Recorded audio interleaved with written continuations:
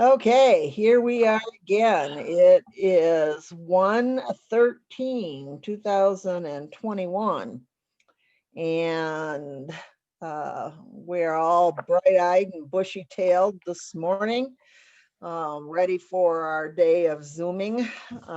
So our focus today is continuing to discuss the module related to assessment procedures.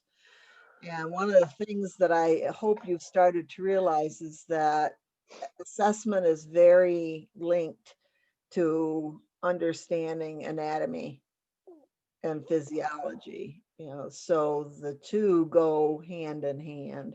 You can't palpate a joint if you don't know about a joint, kind of a thing. So one of the things you should be noticing and how the course is rolling out is that there's an introduction to stuff, and then you start to see a few more details, and then you start to see a little bit of practical application. So if you're going to palpate a joint, you need to know about the joint structure. If you're going to use active or passive joint movement for assessment, then you need to have an understanding of the structures that are involved in that movement. So that starts to get layered.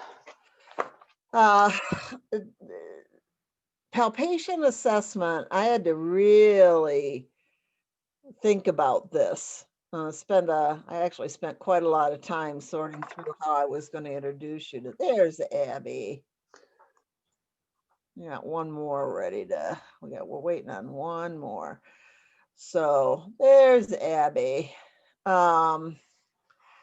So we'll see. Overall, I have been pretty happy with how the timing and the rollout has gone, and that you're not overtasked with the computer, that too, the computer for these classes. I'm not as confident with that today. So you might see me making changes on the spot on things, and that's okay. You guys are my experiments anyway.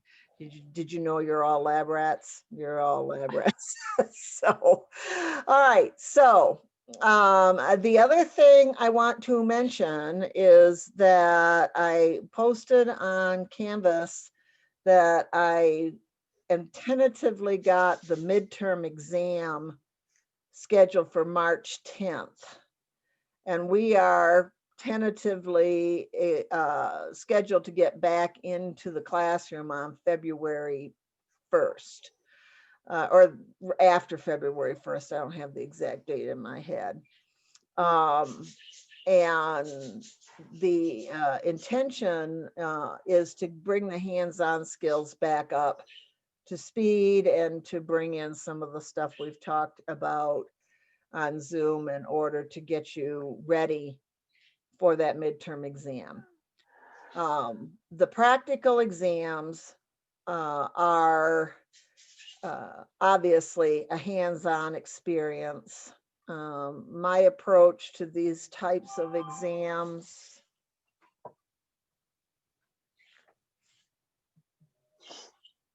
I just got a text. Geraldine. Oh, Geraldine needs the meeting code. I wondered what was going on with her. I can try to text it to her. Okay, thank you, Luke. Already lost my train of thought. Oh, where we're at when we do practical assessment at the school is it's not about finding out how excellent you're doing or how awful you're doing and sitting there and being very judgmental about all that. Oh, there's Geraldine. She got it? Found it. And we get, I try to explain that to people so that they're not anxious about a hands-on exam. I really see these as learning experiences. Let's find out what you're confident with and what you're not, And then we can plan in the second half of the program to continue to support an increase in skills, but do any, kind of help support those areas where you feel like you're still could use some more help. So when we, as you start to think about that midterm exam, work with your own vigilance and anxiety about exam processes and see if you really can embrace this as a learning process as opposed to an elimination process or some of the other things that you might have encountered in the past. I also posted the exam on Canvas, and in your handbook, that's the white one that you got with actual pieces of paper in it.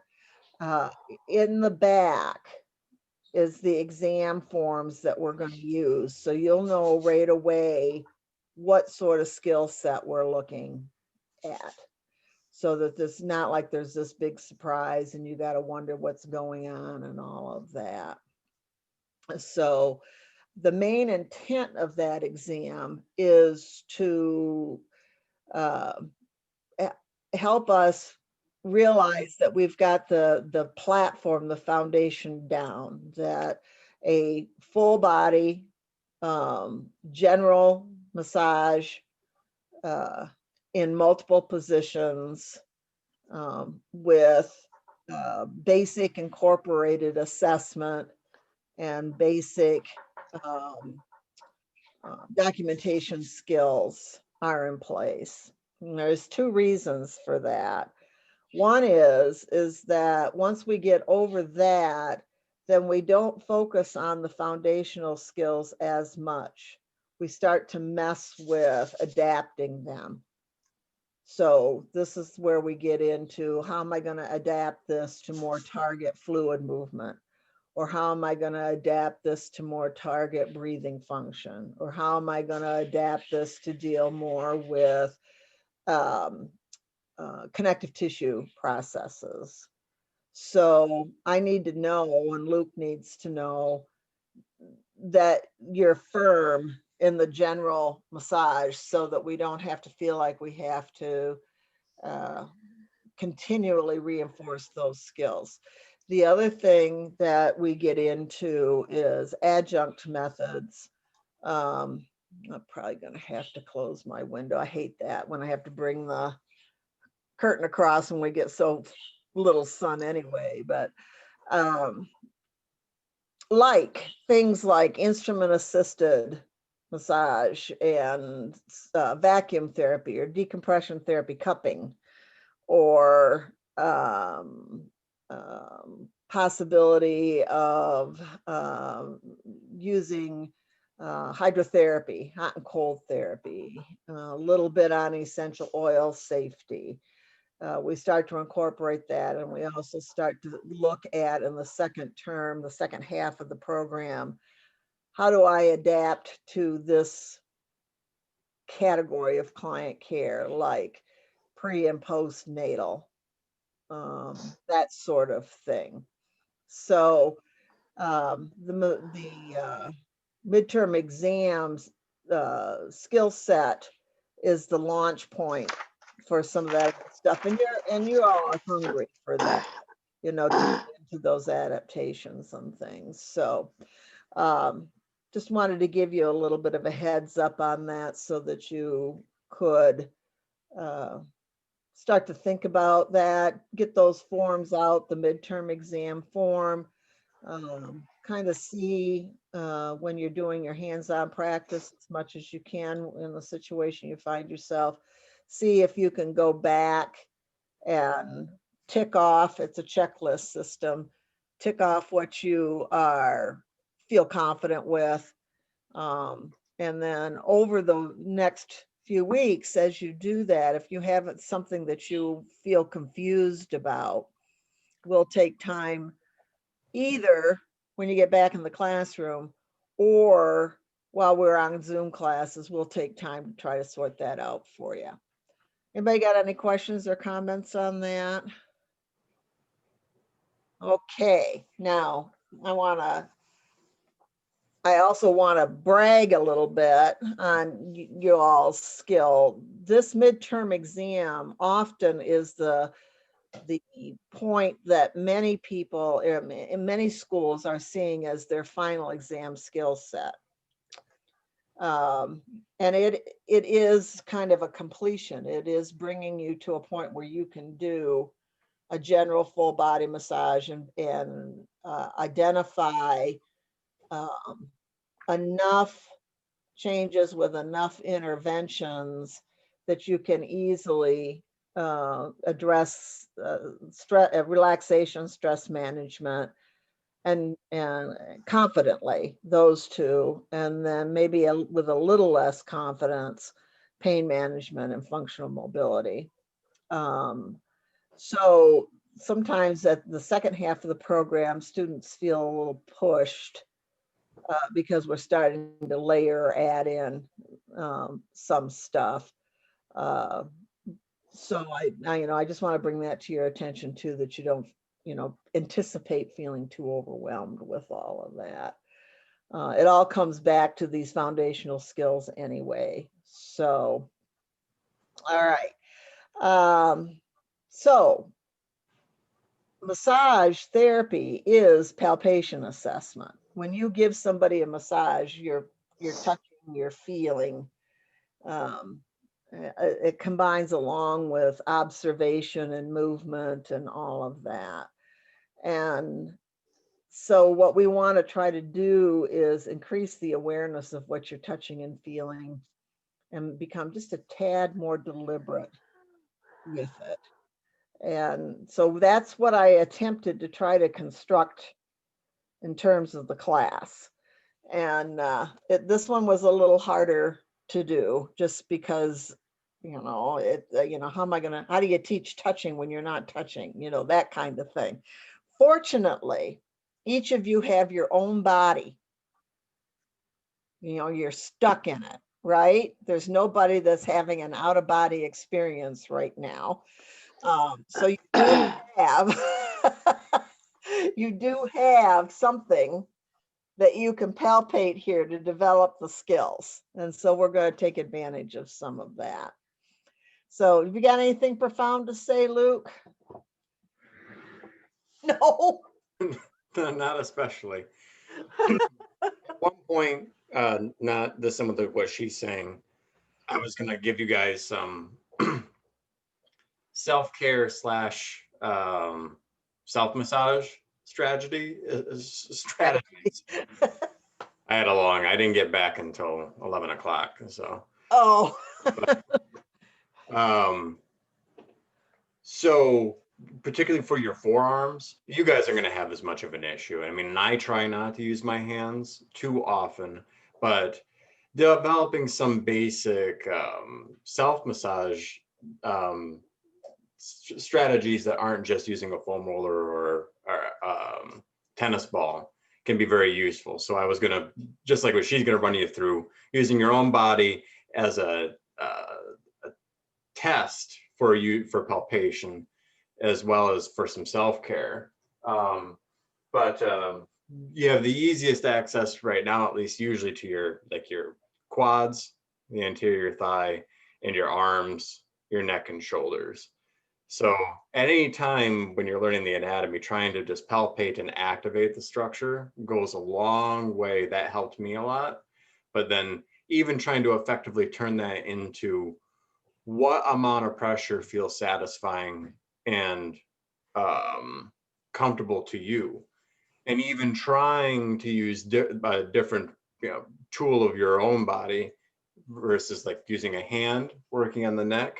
I can take my hand here with that hook I showed you guys, go to the other side of my neck, so my right hand going to my left neck, and you can do some counter pressure. But then comparing doing the kind of that point-based work, or even more specific here, comparing that to using a soft fist, I find, frankly, I can get a better compression that feels better with the soft fist, for example. And that's not ideal, but these are little things that you can do. If it feels good to you, it'll feel good on the other human too. So Good. And you know, we're gonna, I picked the forearm, the elbow, wrist, and hand as kind of our target area because it's easy for me to show and Luke to show. And it's easy for you to access yourself while you're sitting in a class like this. And I didn't think until Luke said something just now about, wow, that was a good choice, even though it was unintentional, because it is helpful to do your own self-care in your forearm area. And so this will give you, you know, a kind of a beginning to end idea of, okay, I know how it moves. I know the anatomy. I can look at the parts. Now I can assess that movement, compare it to somebody else, and then or somebody else. Here we are. Are you somebody else? Yes, I am. You can do the idea of assessing one side against the other, and then you can do some interventions and get a sense of what's going on with things. Because in the real world, this stuff all mashes and blends together. We would like for it to be separated out, I think, and I try to when I am teaching this, but the reality is, and one of the differences is in massage therapy, is that people seek us out for a massage and they have an idea of what that is. And so they're not, they're eager to get on the massage table and have that full body approach that goes with their concept of massage. And so they're not necessarily looking for a complete gait assessment and a postural assessment and a movement assessment. One of the things that's unique with us is we've got to learn how to incorporate all of that kind of into the massage therapy experience and get our information as much as we can in the context of a massage experience. Does that make sense to everybody?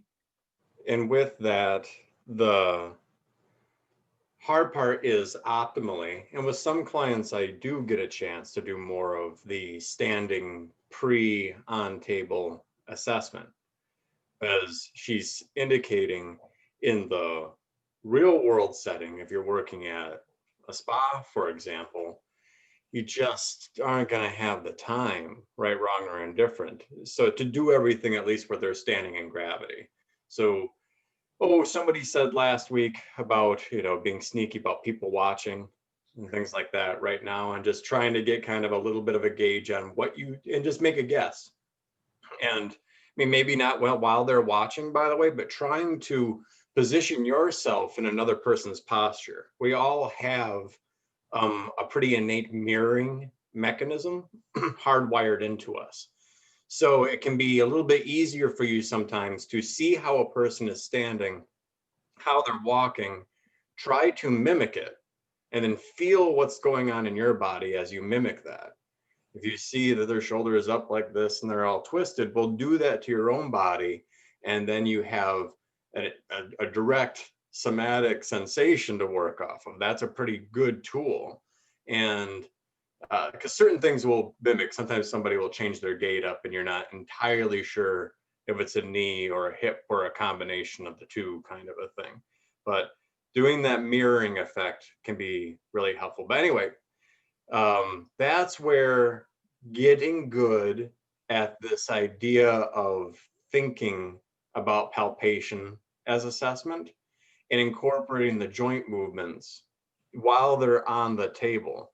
That way it feels like a massage, but you are then getting more and more information as you're working on this person. And they may only be there for a relaxation-based outcome, but like anything, if somebody comes in for a session and feels better, even if it was a general relaxation session that focused predominantly on, let's say, hands, feet, and breathing, that's where your mindset went. When if I have somebody come in and they basically just want a good relaxation, zen out, fall asleep on the table, that's what I think.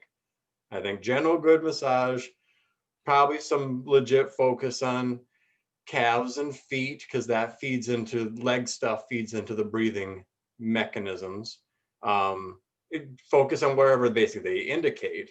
But beyond that, the hope is that they get off that table and they do feel better more profoundly than maybe prior experiences, if I'm trying to compare it from one massage to the other. So no mindless rubbing. And as you are thinking through this, it's not fair to say that assessment on table versus somebody standing in gravity is the same. They are not. In a perfect world, we would have time to do a standing in gravity assessment pre and post, as well as the full massage.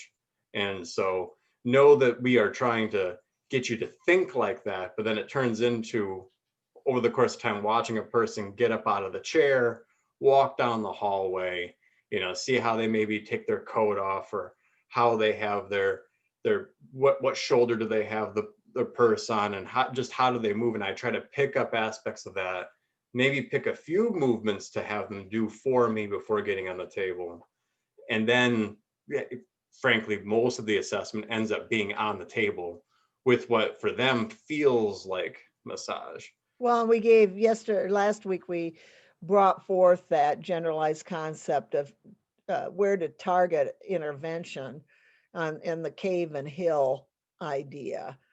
So we're just, we're layering things here. And the other thing is that you're not going to get all the information in the first session.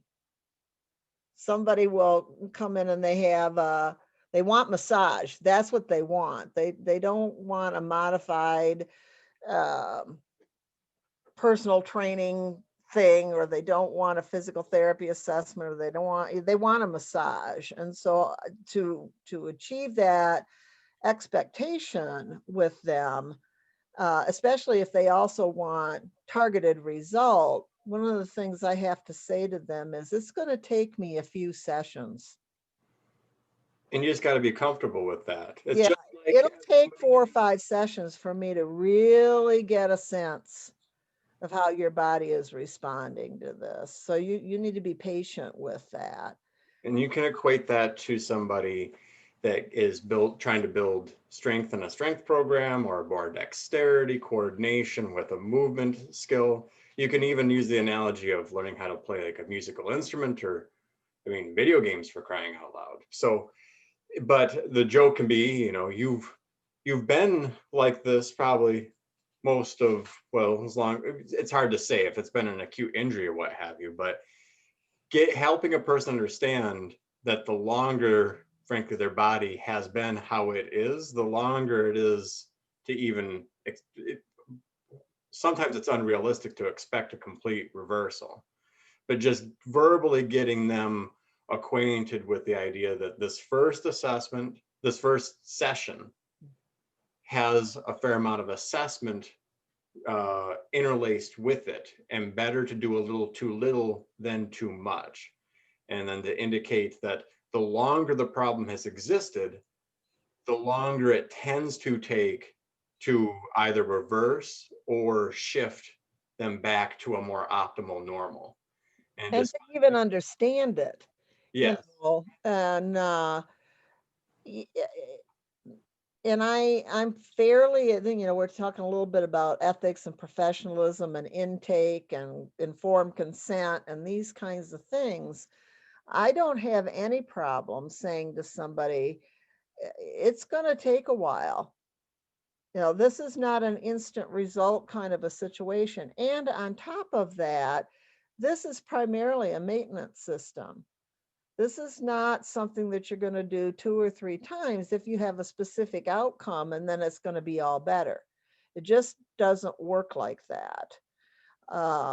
And with massage therapy as a general health and wellness approach, and the research backs this up, is regular care, regular self-care. Now, the frequency and the duration of this can change, and it's often influenced by the person's time and finances, and how well they will notice sustained results will also depend on what their own self-care concepts are. But a lot of times with massage therapy, I'm not expecting a permanent change. That I'm expecting a stabilization and more quality of life. And that this is done by regular care, just like you sweep the floor on a regular basis. Now, if you don't, you're going to notice accumulation. And then this feeds into, although not a specific topic today, but something that I want you to start to really think about is if the expectation is that massage is something that you're going to work into your healthy lifestyle or your wellness care or how you cope, and ideally that would be once a week, and in some situations twice a week, but once a week, I've been able to manage most situations with most people once a week. And then a maintenance schedule that, depending on how the person, might do a little bit of meditation type stuff, or they might attend to their sleep hygiene, or use a hydrotherapy themselves, or these types of self-care. I often have tried to move them to an every other week schedule. I have been relatively successful with that because I've seen some clients now for 30 years, and so you've got to be concerned about the time and financial investment with people. And once a month is what most of your spa membership, wellness center ideas are built on. Once a month is likely not enough for a good sustaining and building benefit. And then with Massage Green, the second massage in a month is at a reduced fee. So on a second and third or fourth, so you pay a price for the first one, membership price, and then you part of the membership benefit is that you can get an additional discount by having more than one massage in the month. So partly why I was and why we have been adamant about keeping the sauna price so low, so that people have a secondary thing for self-care. Optimally, somebody should be doing some kind of movement based thing at least 3 or 4 days a week. That can be as simple as a walk, but optimally they're doing some kind of movement exercise program and incorporating in that a health wellness maintenance component as well. And now aspects such as yoga, tai chi kind of can blend between the two. There can be some versions based on the intensity that focus more towards a strengthening construct versus a lengthening, more breathing, healing aspect.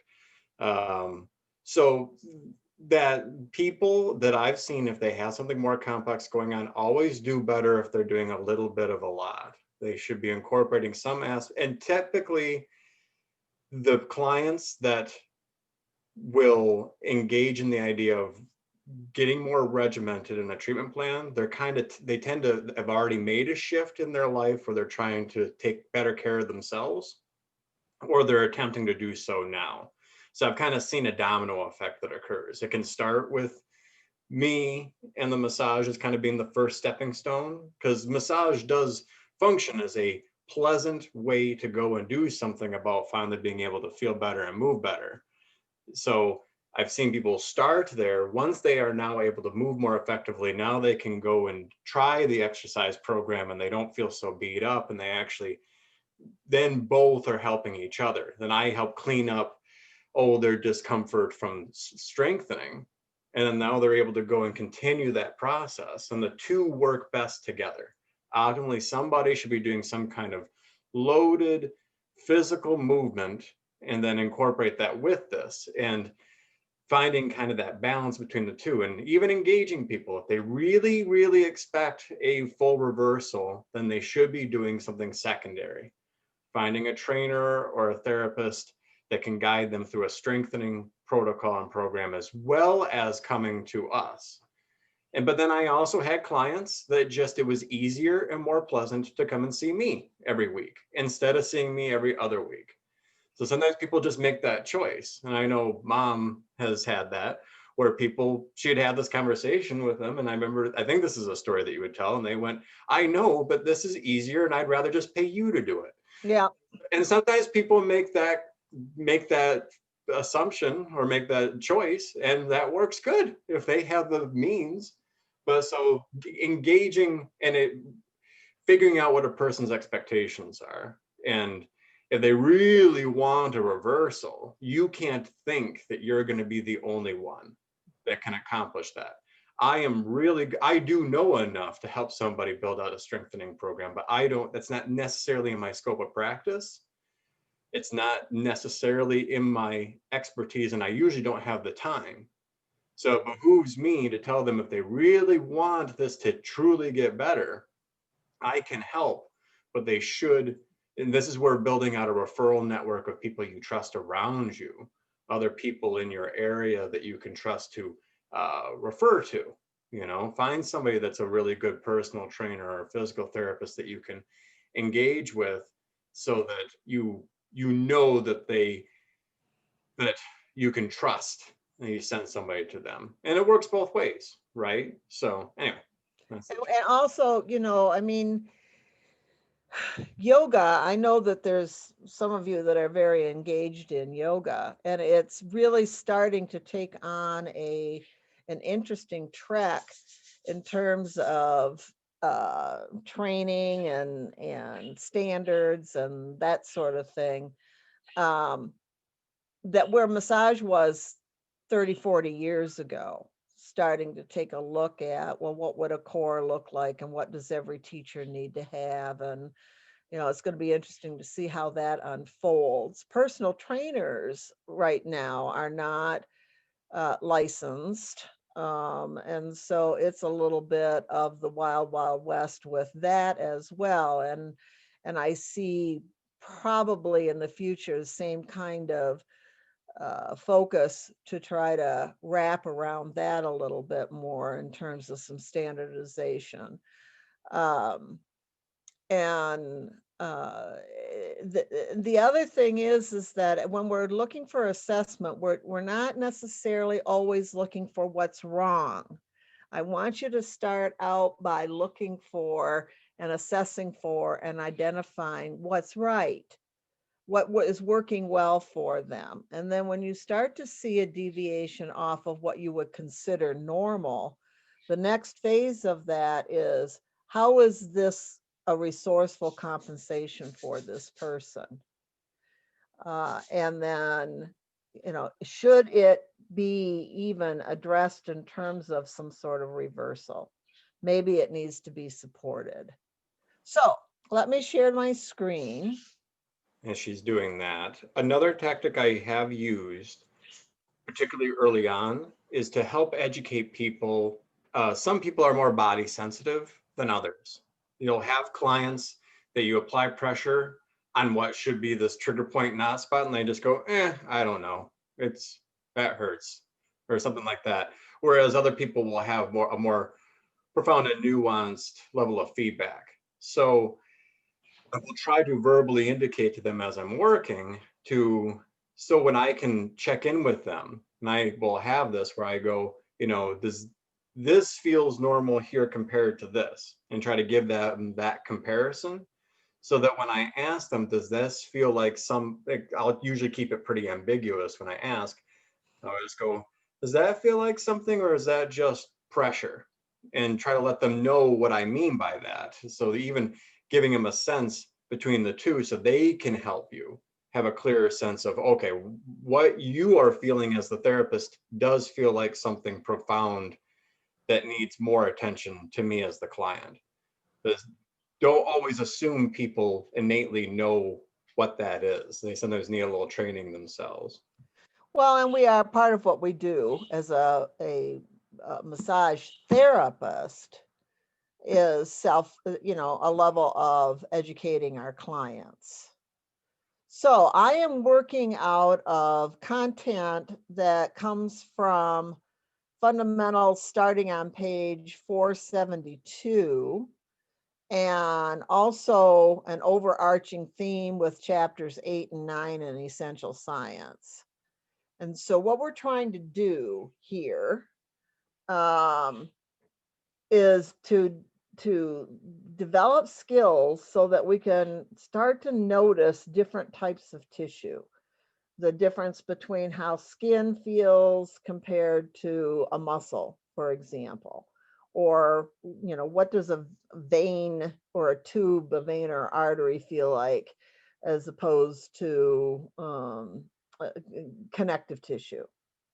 And then the other thing we're trying to develop is the ability to distinguish differences of tissue texture in the same tissue type. So skin and superficial fascia, that how does it feel in this part of the arm? And then how does it feel if I move 3 inches and if I'm in that part of the arm? Or how does this feel? How does this tissue feel in my left arm? And then how do I compare that to my right arm? And then the ability to palpate through various tissue layers from superficial to deep. So this is where this all starts. And then what do we actually touch when we're doing massage? So skin, superficial fascia, that's the fat, what sometimes we think of that as the fat layer. Deep fascia and fascial sheaths, that's more like the saran wrap and tarps. Tendons, that's where the connective tissue structures around all the different muscle cells kind of, the muscle cell itself kind of diminishes, but this connective tissue string feels like a bungee cord a little bit, or a rubber band, continues on and attaches into another structure, sometimes a bone, sometimes another connective tissue structure. And how do tendons, which are part of the muscle, feel a little bit different than ligaments, which are more located around the joints per se? And tendons are also located near joints often because they're trying to attach muscles so that we can move. But there is a difference to them. Ligaments don't have an active muscle or an active contractile element attached right to it where tendons do. So, and then where are the blood vessels, and including the nerve tracts, where do those run? First layer, generally, first layer, second layer, third layer of muscle, and then bony structures. So that's a lot to discern when you're putting your hands on somebody. Also, we should be able to palpate for hot and cold, or changes in tissue texture. Abby, I'm frozen.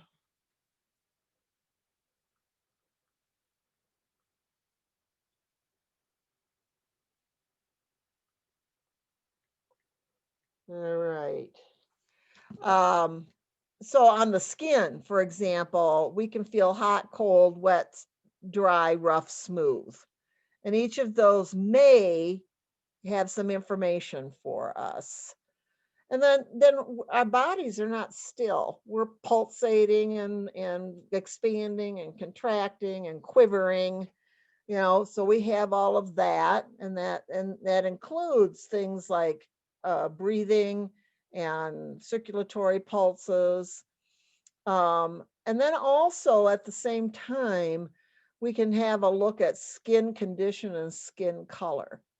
And these are also when we are assessing, we are looking for indications for referral and looking for what's working well, and then looking for compensation and making decisions about if that's resourceful compensation or it's starting to become symptomatic. And then finally, where we might intervene. So no mindless rubbing. You have to, have an attention focused on what you're doing, even though the application looks pretty simple. Now this is also something. When you are palpating, it's not like you're getting really hard absolute information. This is a decision that happens. You've got to practice enough so that you feel confident in what you're getting. And so I may assess tissue, and Luke might assess tissue or movement or whatever, and we might not find the exact same things. But we still have to, you have to trust yourself as you're working through this. So there's some things on that don't stay in one area too long or concentrate on a particular spot. Move it or touch it, and then believe what you feel. And I know that there is a sense of wanting to reinforce that and look at it again. And was I actually right about that? And you're going to do that because that's part of learning.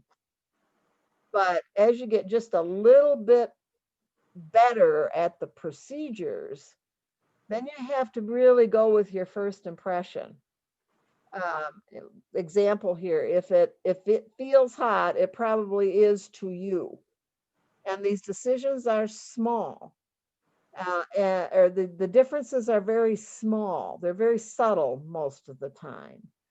And so that's where that intuition comes in. At the same time, you have to also be an observer and question yourself on, am I just thinking this? Am I anticipating that this is going to be hot or sticky or whatever, therefore it is?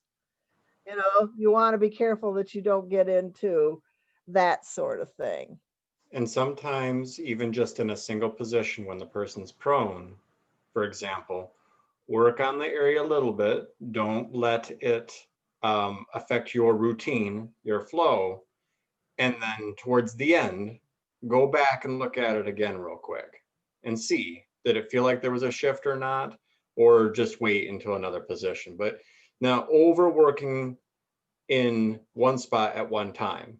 If you think more attention, work it a little bit, then come back, see if there was a shift. So in the textbook, this section, starting on 472, I think that's the page number I had up here. Yeah. This is how it's laid out.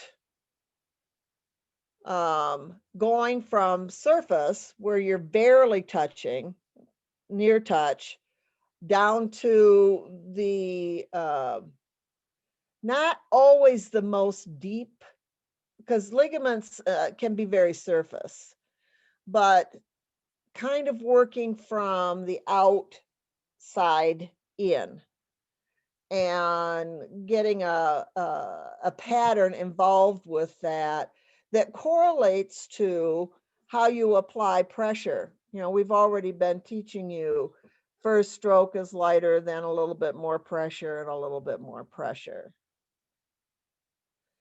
So when we're doing that, again, here are the things that we're starting to look for. Our hot and cold, air pressure and current shift. That'll show up with goosebumps sometimes with people. We are built to sense our external environment. Damp or dry skin, Nails we want to look at, skin texture, skin roughness or smoothness. What is the movement of the connective tissue and superficial fascia? Can I palpate the blood vessels? Are the pulses the same on either side? Lymph nodes, these are symmetrical structures. You have similar kind of lymph node structure in one side of your neck and the other. The general location of where these things are, usually in jointed areas. If you notice that there is a swelling or something in an area, you don't necessarily have to go, oh, that's a lymph node or whatever, but it would start to make you think about, I wonder if this person has got an infection going on or something like that and should be referred. The direction of the skeletal muscle, we've already played with the idea of tubes and squares and triangles and working with the grain and across the grain, as well as the layers, how they lay one on top of the other. And then this musculotendinous junction, that's where the actual contractile muscle cells start to diminish out, and where the tendon starts to become more pronounced. And that's often an area where there's a tendency for injury in there. And motor points, or you can call these acupuncture points or whatever, these are spots where the nervous system and the circulatory system perforate up from deep to surface. Again, the muscle layers, fascial sheaths, ligaments, bursa, joints, joint space. There's a lot to kind of keep track of with all of this. And this also starts to reinforce again the anatomy, just the parts, and then the physiology and how those parts are working. The other thing we want to pay attention to in general is breathing. And you're primarily looking to see if the person is breathing efficiently, slowly. They're not panting. They're not using a lot of shoulder. We're going to have a real specific focus on this, but you can start to begin to focus in this arena and paying attention to that. So this is right straight out of the textbook in that chapter. And so when you're actually reading through that, it's beneficial to slow down and start to pay attention. Now, in the Essential Science textbook, there is, in the joint chapter, each jointed area has a very precise palpation description that if you read that and follow through, you're going to start to develop not only your understanding of the structures in the area, but also what those structures should feel like. And then it just becomes part of your massage. So this one here is the skull. And this one is the elbow. And so what I thought we would do right now is play with this one just a little bit. So get your elbows out. I'm gonna move this down here. I gotta play with it so you can see my elbow. So the first point on this is locate the medial and lateral epicondyles of the humerus and the olecranon process of the ulna. So if you remember, anatomical position is the arms are turned out, then here would be in the epicondyles of the humerus. So that's going to be, I got this little crease line in my elbow. People see that? You got your own elbow right there. You can look at it where you bend. So the epicondyles of the humerus are going to be above or more proximal. And you know, I can feel that bone. There's Michaela. All right, so I bend my arm just a little bit, and I can feel those bumps on the side. Now, that's where muscle tends to attach, tendons. There's also ligament right in through there because that's where two bones come together. So a deeper palpation on that might feel a little tender to the touch. There's a lot of nerves in the area, but it shouldn't feel sharp. Shouldn't feel like a sharp touch to it. Okay, so I've got where that's generally at. And then there's my olecranon process right there. So see, I'm massaging that area, but I'm not mindlessly rubbing. I'm going to go, okay, I'm going to massage around through here. Yep, there's the olecranon process coming down through there. Oh, yep, there the garbage truck going by. There's the epicondyle. That's the medial one. Whoa, that's sore. Wow, I didn't know that.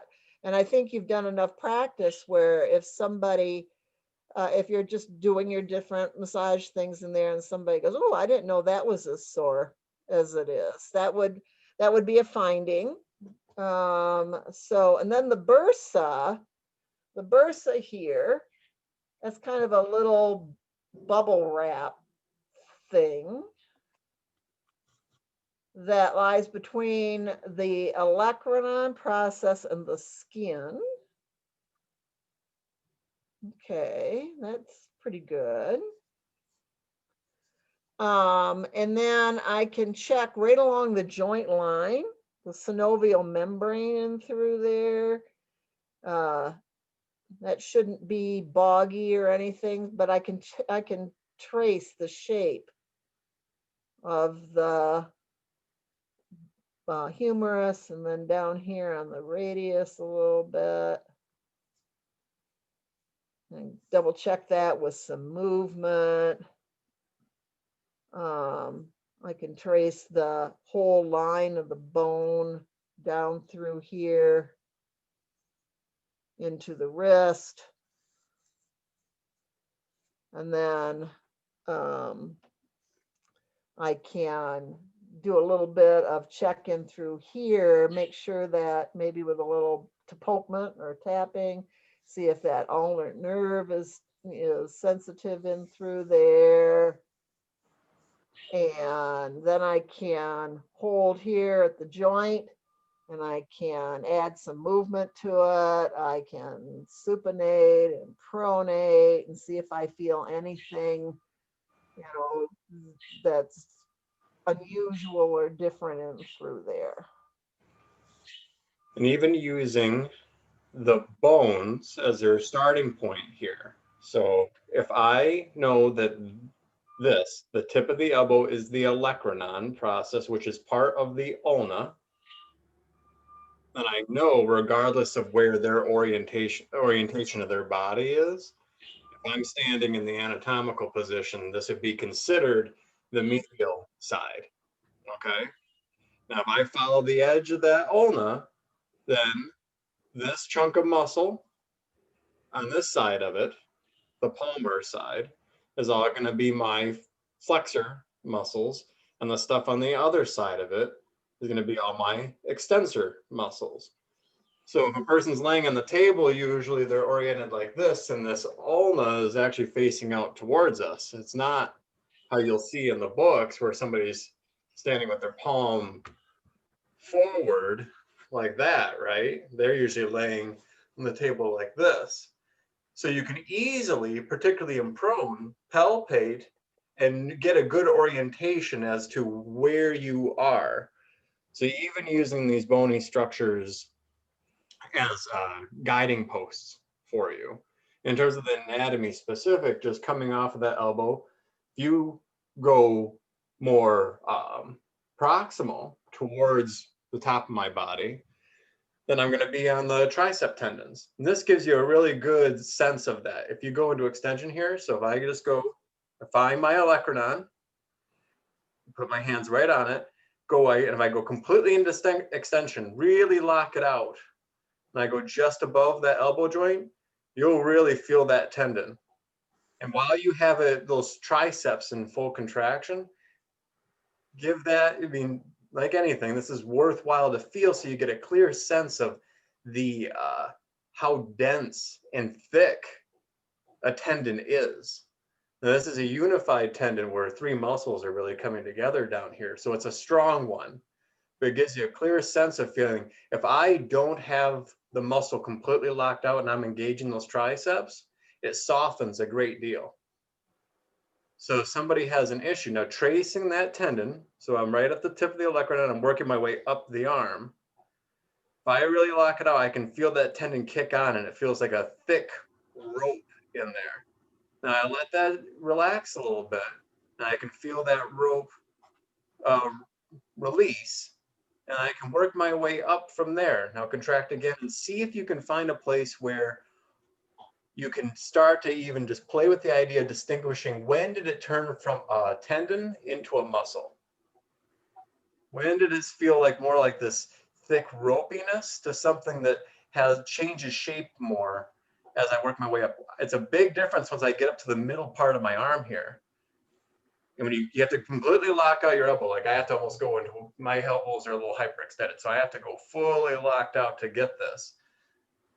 But she was saying an important thing here is to start distinguishing muscle tissue from tendon tissue, and then getting a sense of also where do those two integrate and come together. The musculotendinous junction, nice fancy word that isn't too hard to say, but the musculotendinous junction is where most strain-related injuries and or trigger point phenomena tend to occur. If you lock your hands together and pull your arms apart, I feel more tension at where my fingers are interlaced versus at my shoulders. If I do this for a long time, it's harder on my fingers to hold on than it is for my shoulders to be pulling my hands apart. This is not dissimilar to when 2 types of tissue marry together. You have this really thick tendon over here, and you have the muscle tissue, which is more elastic and pliable over here. Where they fuse together, the tendon, as the muscle, as it shortens and pulls, is tugging on that tendon, which then tugs on the bone and creates the movement at the joint.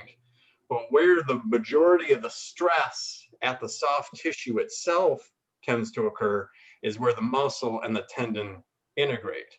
So musculotendinous junction, an important place to get used to searching for things if people have symptoms.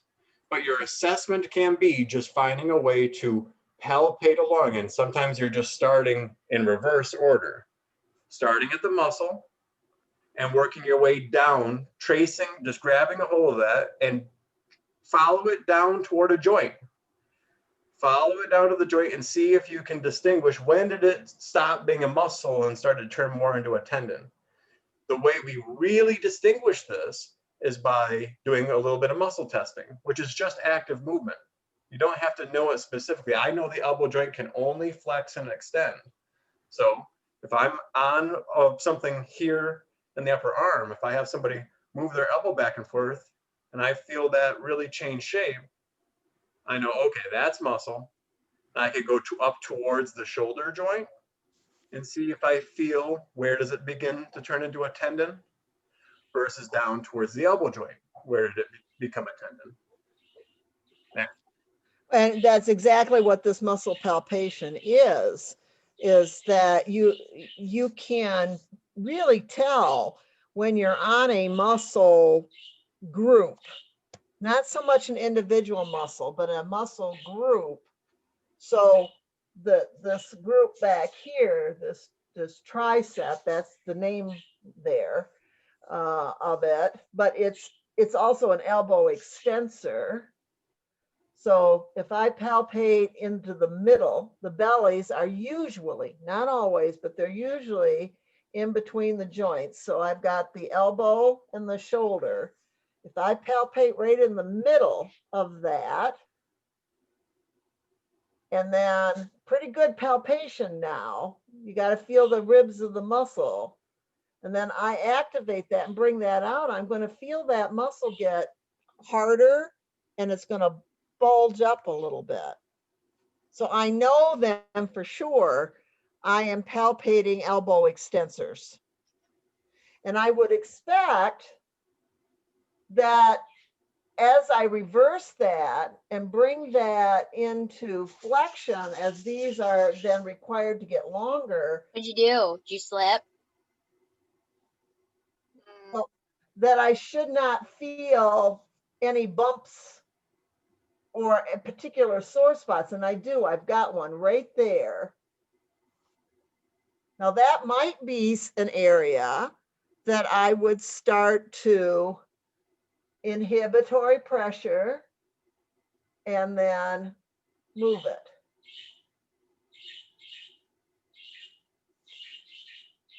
So muscle, once you understand the joint movement attached to it, maybe not individual muscles, but the compartment, the group, you can get a pretty good idea of what's going on with that. Not with passive movement, it has to be active. So I want to elaborate just a touch. Now, you be careful when you do this. I got a little bruise there. But the medial side of your upper arm here, this is a date you don't work here. You don't massage through that line. right. You have a very clear sense for you to distinguish this idea that we talk about compartments. Muscle compartments related to their function and related to their orientation on the bony structure itself. So the upper arm bone, the humerus here, on the anterior side of it, I have the flexors of the elbow and the flexors of the shoulder. On the posterior side of it, I have the extensors of the elbow and the extensors of the shoulder. But right here, if you're just relax your arm, turn it into a turkey arm, but you can get a pretty clear you can distinguish very easily.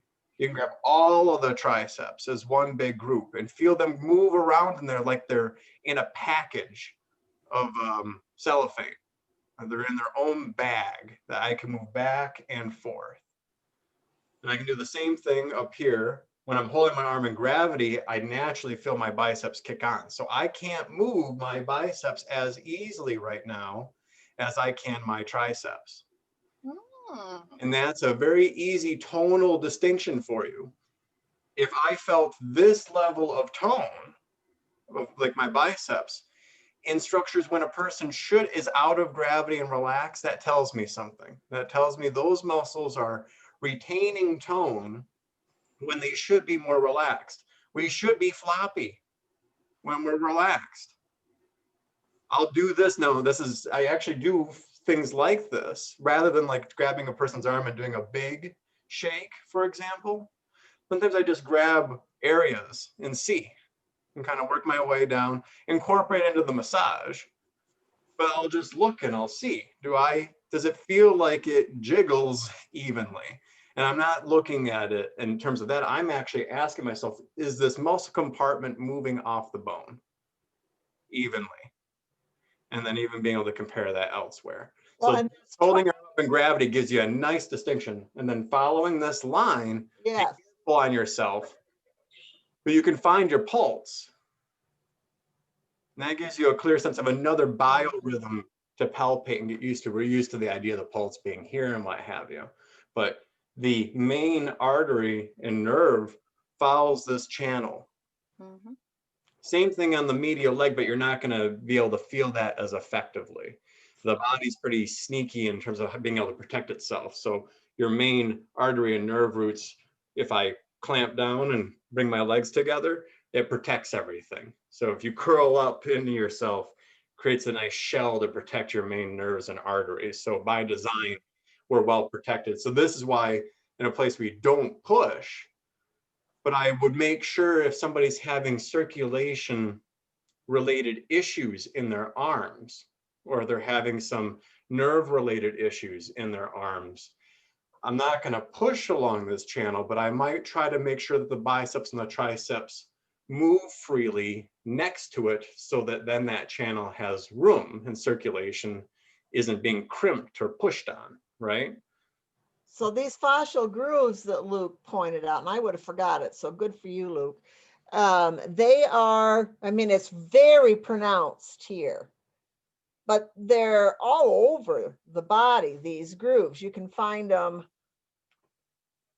I don't know, Luke, can you get the compartments to show up on your forearm? Yeah, it's not super easy for me to distinguish. I get the shadows just right. But if I feel along here, right? Actually, I have a model. Give me 1 second. All right. So the compartments are all encased in a deep fascia. So you've got anterior compartments, posterior compartments, medial, lateral, and it's where those compartments lay up against each other that creates a groove, a track, a valley, whatever you want to call it. And that's where the big nerves and vessels run. So right here is the scapula. So it's at my right arm. So the arm I was representing, it'd be as though this was sitting here on my body. Let me step away just a little. So here it is. It's out of a horror movie. Like I just skinned myself. So let me take off deltoid here. So here's deltoid. This first one right here. And so same principle as she's saying, the more nuanced we get with your palpation sensitivity, it comes down to starting to assess more individual structures. Right now, we're talking about assessing compartments of muscles, but then over the course of time, you start also thinking about individual muscles laying on top of one another. So here's deltoid, getting that out of the way. And you'll see, here are some of the rotator cuff muscles. This is the scapula. Let me get that, there we go. Here's the scapula, this would be the medial border, so this would be back here. Here's the posterior side, so this would be infraspinatus, supraspinatus. Here are your triceps, yep, triceps. They attach all the way up, they actually attach onto the scapula. There's a shorter one that attaches just down here. And if I flip that around, so here's the posterior side. Here's where you're seeing that white as it turns into the tendon. And this would be the olecranon process. So you can't see it now because it's encased in that white, well, in this case, paint. Now, when looking at pictures or models like this, what this is missing is the deep fascial encasement that should be surrounding that. If I took some cellophane and wrapped it around each one of these individual tricep muscles, and then took another layer of cellophane and wrapped that around all that whole compartment of tricep muscles, then I would have to put a layer of superficial fascia around the whole arm, and I have to put skin over top the whole arm. That's what we end up, so just know that it's a bit more messy than these models tend to make it out to be. So then I'm going to flip it around to the anterior side. Here would be the bicep group. We have bicep brachii. Down here would be brachialis, and up here would be a coracobrachialis. See right here, if we remember our anatomy with the scapula, there's this hook called the coracoid process. This is actually the anterior side of the scapula that we're looking at. Your biceps, the coracobrachialis, use that. One side of the biceps comes over this way. So you can see, now this would be pectoralis major right here. This doesn't look very, it's hard to distinguish exactly. Here's my clavicle. Here's pectoralis major. So you can see related to the shoulder in general, I might just generally want to work on pecs, generally work on deltoid because they sit on top of the higher attachments of triceps and biceps. Now, if I'm assessing the triceps and biceps themselves, here's that medial side where we have the artery and nerve coming through here. And those are those tubes. You can see there's not a whole lot of room there. If these muscles get real tight, then that could easily entrap. And as it goes all the way up into the shoulder and has to find its way all the way to your spine, right? So working generally, even if I push the, even if I don't usually come on the medial side of the arm and push the muscles that way as much. It's less comfortable for the client. And unless there's a specific reason for me to be searching over here, I just don't usually, and it's more difficult for me to position them in such a way. So usually I am on this side of their body and I'm pushing their biceps over that way and their triceps over that way. You know, massage going with the grain, up and down. Follow, if I follow the bone as a landmark, I'll follow it parallel and then perpendicular. And it turns into just doing good gliding strokes and then some good kneading strokes. And that moves these compartments back and forth. And then over on this side, I'm thinking about that. I'm thinking as I work, as I do my kneads, if I reach over here and I pull and push and pull and push, I'm going to free up that track. So now this will let me, I don't know if this will show us anything that profound. It's just one of the triceps. Yeah. So you have your individual muscles as well for the triceps. So there's 3 of them in there, obviously. And I could think about them all individually, but you really don't have to. No. Be thorough. If I think about the triceps as a group, I should work on the medial side of them, the lateral side of them, and in the middle. If I make sure I do a gliding stroke that's here, here, and here with some kneads, I'm going to move that tissue and affect all those muscles pretty easily. And same principle over here. And where the palpation assessment comes in is the movement of them is the assessment. Do they slip and slide easily? Don't lose that because we're going to do the same thing down here. If I palpated this, I go, holy crap, something is wrong. You're apparently made out of plastic versus having more of that capacity to shift back and forth.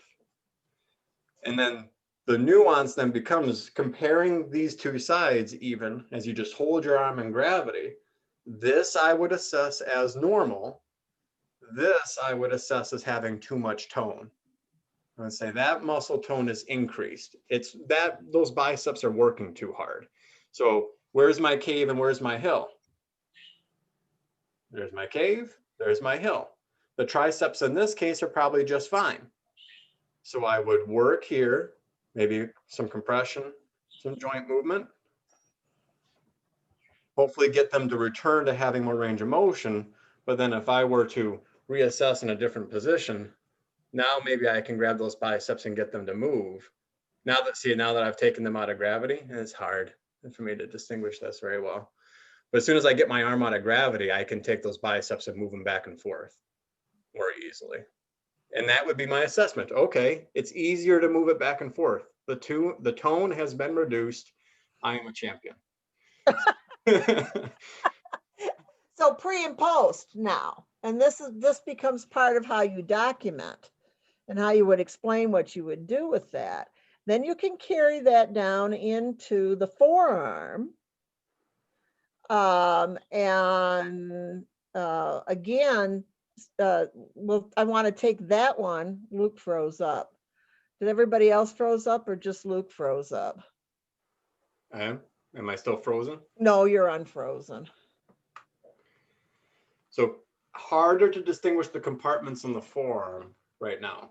But in general, when you're looking at this anatomy and you're looking at pictures, wherever you see a big crease, a big line, the ulna is your easiest bony landmark to follow. See, even in this, you can't see that bone at all, right? But I can feel it on myself very easily. If I just work my way along the ulna, that clearly divides the anterior and posterior forearm muscles. So if I just make sure I'm here, then I can work my way over top this way or under it this way. On this side, the lateral side, it's harder to palpate the radius. You can get there a little bit, but you have some bigger muscles on top of it right here. And they're important. One of them works more as like an elbow flexor, but then you have the ones that go down into the wrist and the hand. So, but in general, if I use their thumb as a reference point, I generally assume that this is my lateral line and that this is my medial line. Medial line easier to find because of the ulna. And then I just need to make sure, same thing. And here's a good example too. Try palpating those flexors with your hand relaxed. Move that back and forth. And then just even holding your arm up a little bit. See what difference you get. This is why we tell you guys to loosen up your hands while using your forearm. One, it's less strain on your body. But two, if I want something that's going to cushion and contort to the shape of the person's body, I need this to be soft. So when I apply pressure, my tissue is soft enough to kind of squish around and adapt to the shape of their body. But if I make a fist, then I suddenly am only on the edge of the muscle. One, it's hard to work for me, but I can show you pretty good here. If I make a fist, I'm making less contact with my other forearm. When I release my hand, I self up and now I'm making contact around this area. Not finding the best verbiage to indicate how it changes shape and molds. But then if I do this, and I can feel it. Right now, I'm on the radius right here. If I make a fist and I try to go along the radius, I feel it very isolated and like it's putting pressure right on the bone. But if I soften up, I can feel that pressure is distributed around the area. So it goes from a targeted compression that's working basically, let's say maybe a half an inch, to distributing the pressure over 2 or 3 inches. Well, and when you contract, so if you make a fist and you contract and you feel that, both sides, extensors and flexors, are both contracted. Those feel what those feel like. They feel hard. Then relax it and go, they feel soft. Then tighten it back up, they feel hard. And when something is supposed to be soft and you still find kind of lumpy spots in it that are not normal anatomy, then you start to think, oh, well, maybe that is where the resting tone of the muscle won't let go like it's supposed to. And then you can also differentiate between the two compartments. When I bring my arm down, I should feel, or bring my wrist down, I should feel the flexors engage. And I should feel a pulling or a lengthening of the extensors on the top. And then if I go the other way, then the extensors start to shorten and get harder. But I also feel an increase in almost like a trampoline type feel in those flexors because they now are being challenged to get longer.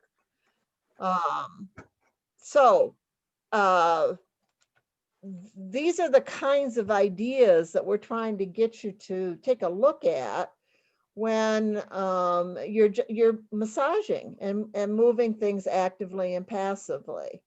Anything else on that, Luke? Well, just to keep on using the forearm as a tool for this, the idea, it's very easy to apply too much pressure too quickly. Okay.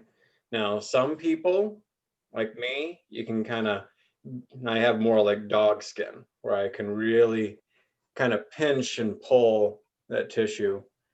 This reinforces too. If I do something like this, I'm using my palm, I have my fingers resting here, and I'm pushing the skin and superficial fascia into my fingers. Now I would know once I have this pinch that I can move back and forth that I'm palpating the superficial fascia and skin. Now, if I make sure my pressure is light enough, just basically making contact with the skin, I know superficial fascia, superficial fascia. Even if I tense up the forearm, I still can get that slip and slide. So that tells me something. And where do I have more or less when I palpate this? If I feel pretty like I can move everything back and forth. I can move it, I can create some torsion pretty easily in either direction. I can take it into a tension going, we'll just say perpendicular and parallel. So parallel to the bones, perpendicular to the bones. If I tense my forearm up, making a fist now, I can still move that superficial fascia pretty good, parallel to the bone. But if I try to go perpendicular, I'm good this way, but I feel a restriction that way.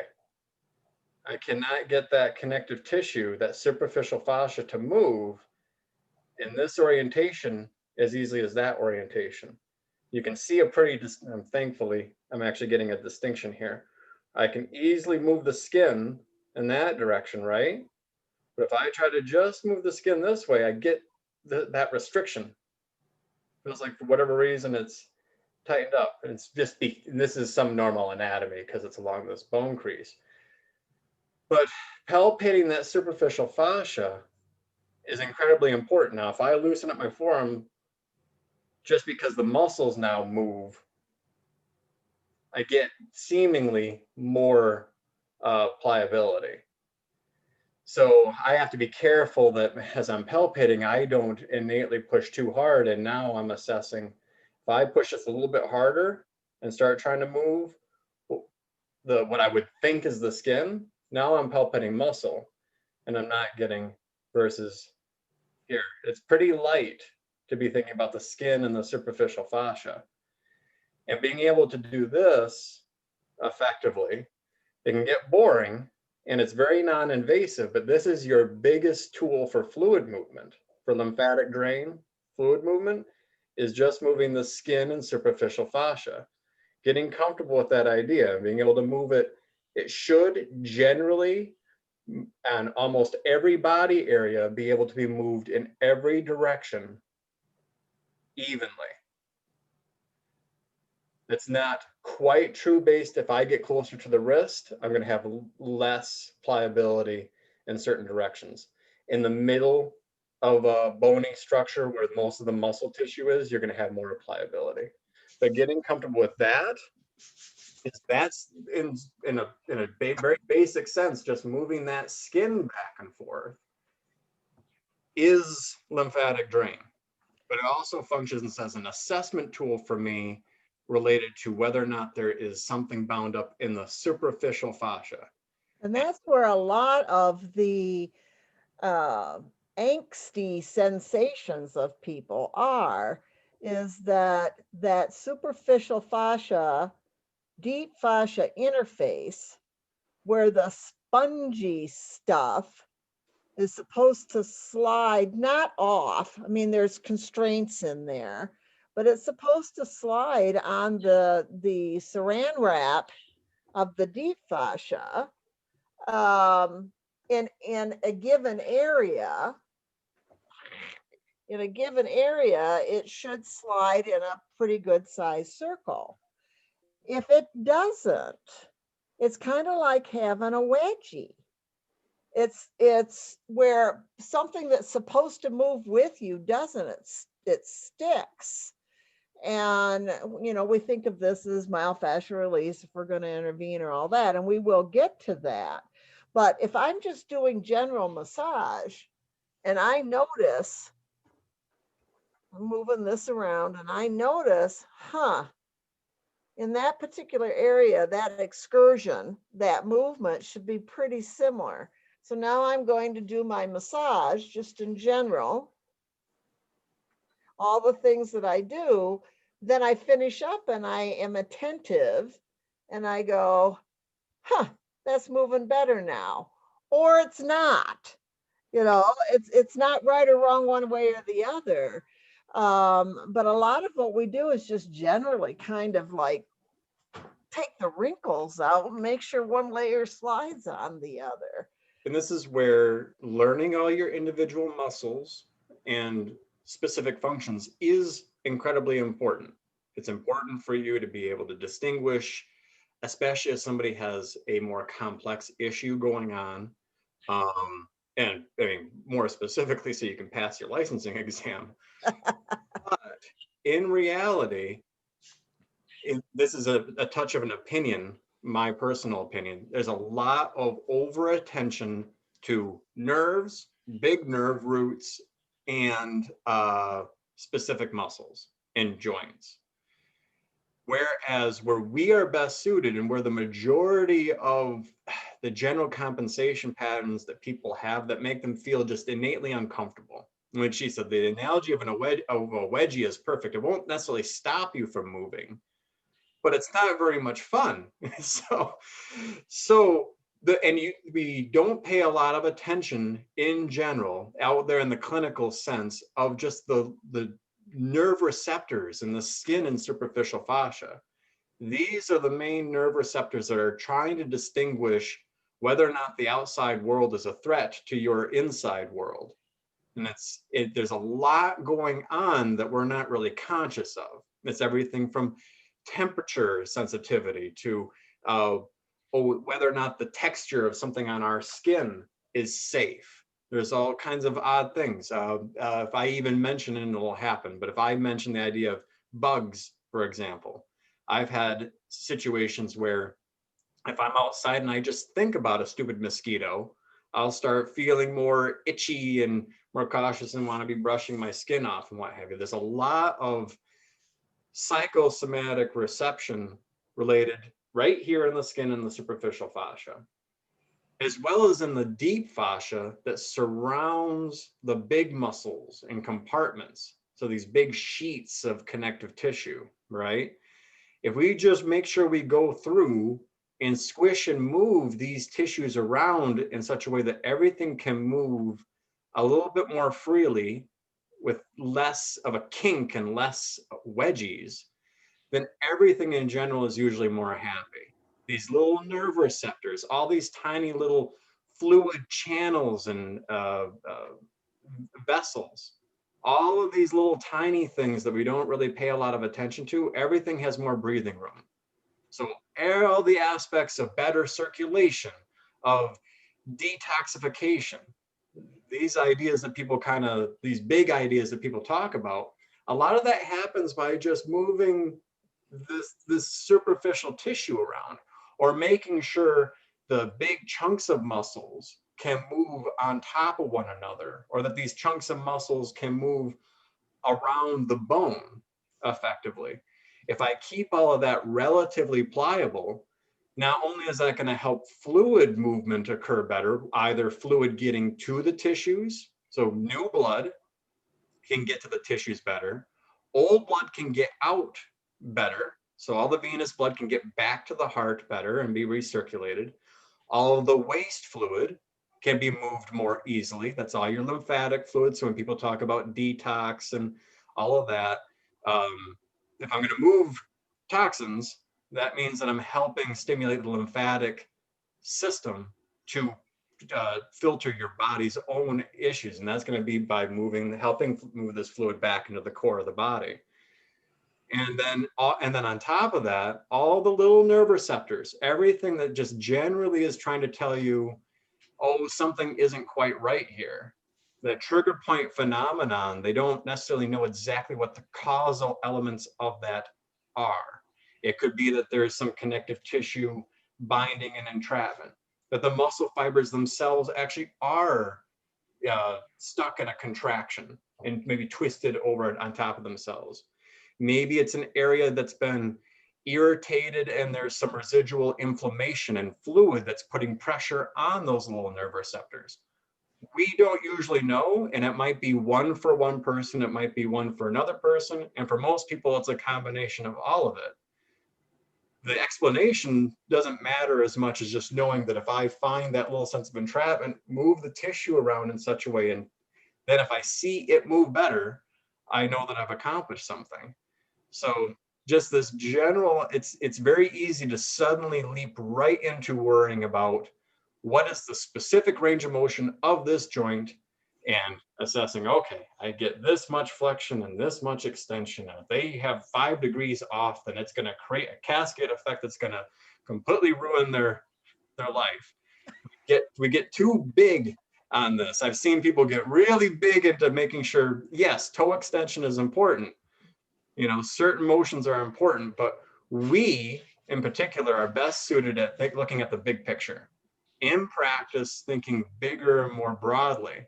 And the tagline I tend to think is I think very, very specifically about doing something that's very, very general.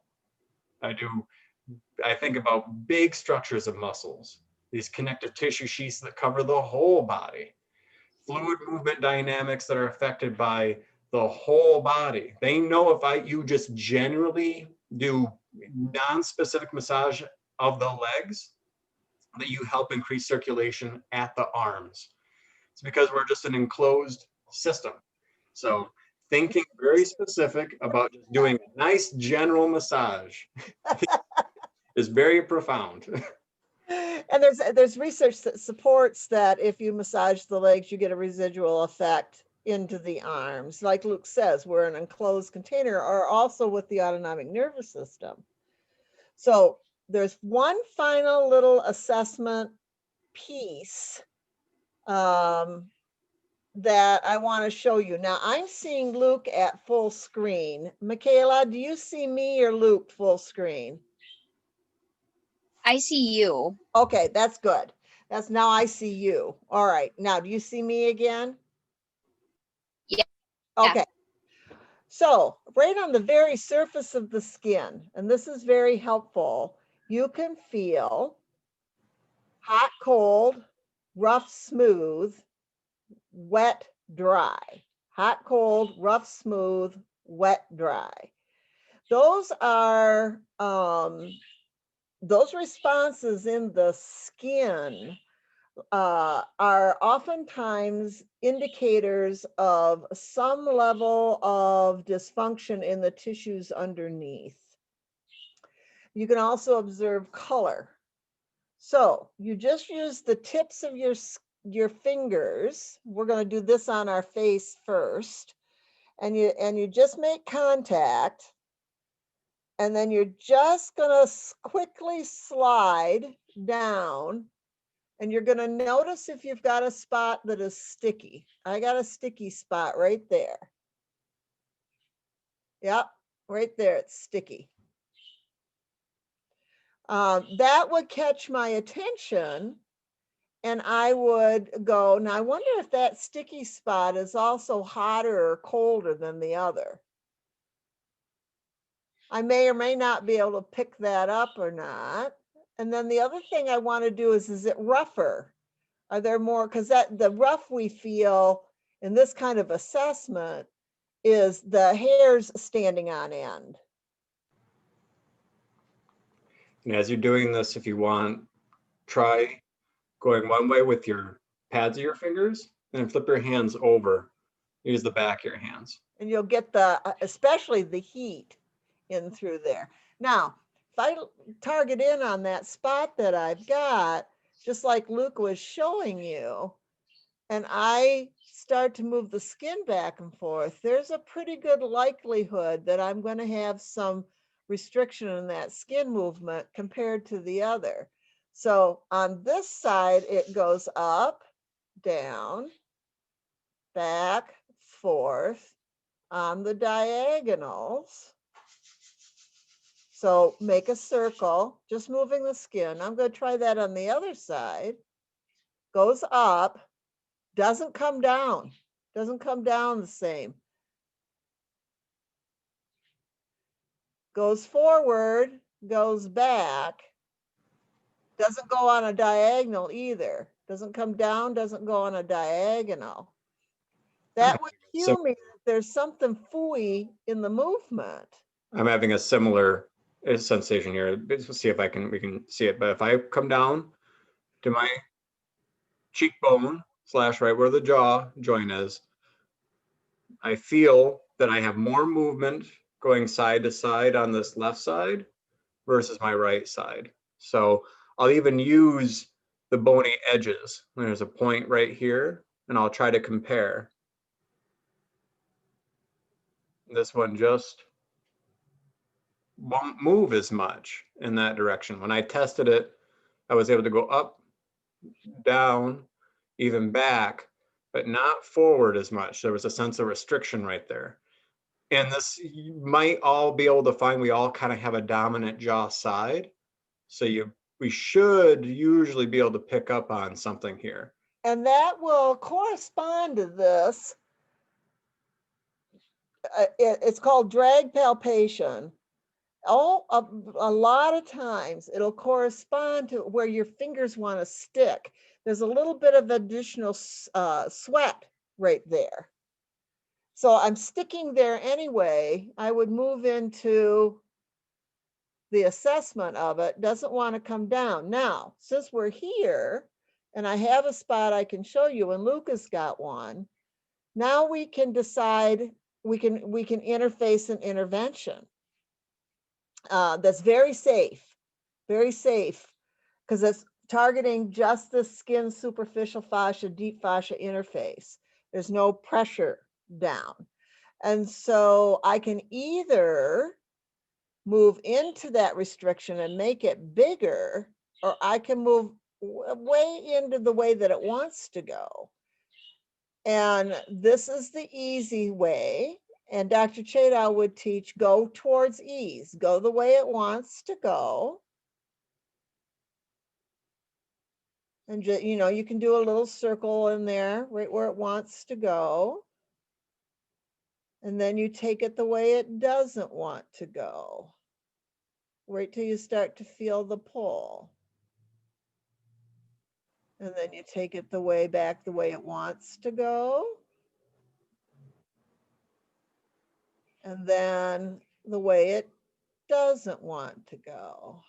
And the way you can get a touch more nuanced is take it the way it wants to go.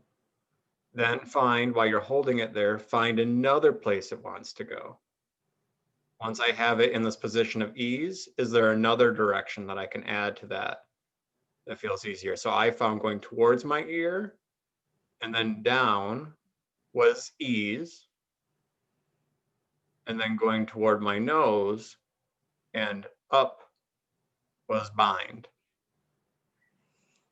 Then you go back and you reassess. That place is going to be sticky. It's going to be even more sticky than it was. And then you reassess. And I've picked up some movement on that. I just pulled out a wedgie on my face. My face feels a lot better. Now, if that doesn't work, the next intervention would be to lift it, try to lift that spot, and then move the tissue underneath. And that's how you're getting that slipping between the superficial fascia and the deep fascia interface. This feels kind of pinchy, right? Moving the tissue up and down and moving into ease and bind, ease and bind. So this is a little preview of connective tissue approaches. What are you laughing at, Luke? You still laughing at my face wedgie? Got a shepherd lurking.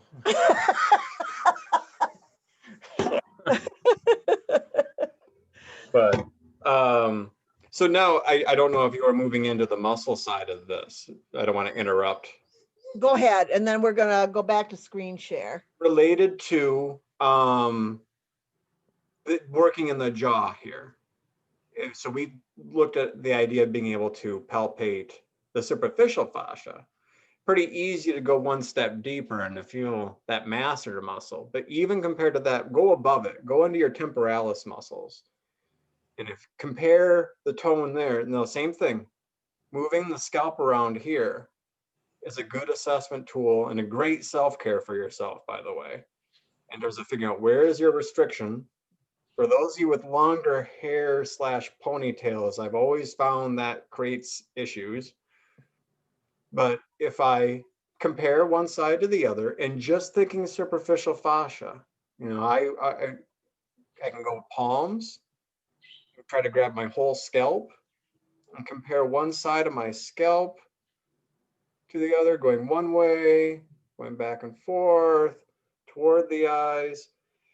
You should get a sense that not only does this feel pretty good, but it's just paying attention to, if you were doing this on a client, how can you get just a touch more nuanced? Okay, the right side I can feel again is a touch more, so I might just challenge that. Take it into ease, so I'm going to push one down. You can see I'm going to just flipping, I'm going to look pretty odd, but now this hand is going to take that to ease. Well, this hand is going up just to make it feel more like massage. Just slow. I should kind of have a sense of a stretch on this hand. And I just switch it and get more of a stretch on this hand. So up and down, side to side, circles, circles. Then if I go one step deeper, I can even palpate the temporalis muscles themselves. And this can be a good one for searching around, and you might, I wouldn't say you're lucky to find a trigger point, but getting a bit more pointed. I don't do this with clients too often. I usually use my palm when working on the temporalis muscles, particularly when they're in side lying, you know, laying with their head on the pillow here. I'm able to bring my palm in and really do some good work for the scalp and those muscles. But for your own palpation sensitivity, if you get your fingertips here and do some jaw clenching, feel where there can even be more active muscle fibers. These muscles kind of have a seashell shape on the sides of your head, but you might find that there's more tone in one compared to the other. Just a nice compare and contrast. And now go one step deeper and palpate, like push in, see if you can kind of recreate that therapeutic edge hurty spot. You might even get a referred pain pattern. And I'm finding right there on the right side. Which corresponded with your sticky skin. Mm-hmm. So something, and this is common. Now, this would be the easiest symptom extrapolation we can make with this would be TMJ. But as said, we all have a dominant side in everything. It'd be great if we were perfectly symmetrical, but we're sadly not. So we do tend to have a dominant jaw side. And for your own self-care, by the way, if you struggle with this, the tactic is figure out which side is working too hard. My right jaw seems to work too hard. Now I'm going to try really hard next time I eat, let's say, some beef jerky, to chew more with my left side and try to even that out. That is my rehab, you know. But it gives you a tool. You can distinguish for yourself. If you struggle with headaches, and I do, this is a tactic that I use. And it sounds good. You make it fun when you ask a client. But say to them, you know, pay attention. What side of your mouth do you chew with? Try to use the other side. It might help a little bit to even your brain case out. But you can find some of these cool little trigger points here. And it's good for self-care. You can even find a maybe here, but these muscles are so thin. The temporalis muscles act as a pretty good muscle to work on. And I've done everything from set my elbow against the wall or on an armrest, and then lay my head in this way to be able to get pressure and work like that. So it's good for you, but it's also a great way to challenge and use this idea of for palpation sensitivity. But getting good at scalp work, you know, as a male therapist working on a lot of, you know, alpha male dudes in the athletic world, incorporating work in the head and face and not having it be too, spa like was important. So rather than doing, I do personally enjoy more of the nuanced work in the face and jawline, kind of what would look like a European facial like protocol, like working your way around all of these. It feels great, but I haven't been in a position where I've utilized and practiced that a lot. I had to just grab their whole head and move it around in one big mash like that and just move the whole scalp as one for time efficiency, but two, in this rare case, it was more for appearances ultimately. Right. So anyway, there you go. All right, so I'm going to scare the screen again. Going to share the screen again. And I want to go to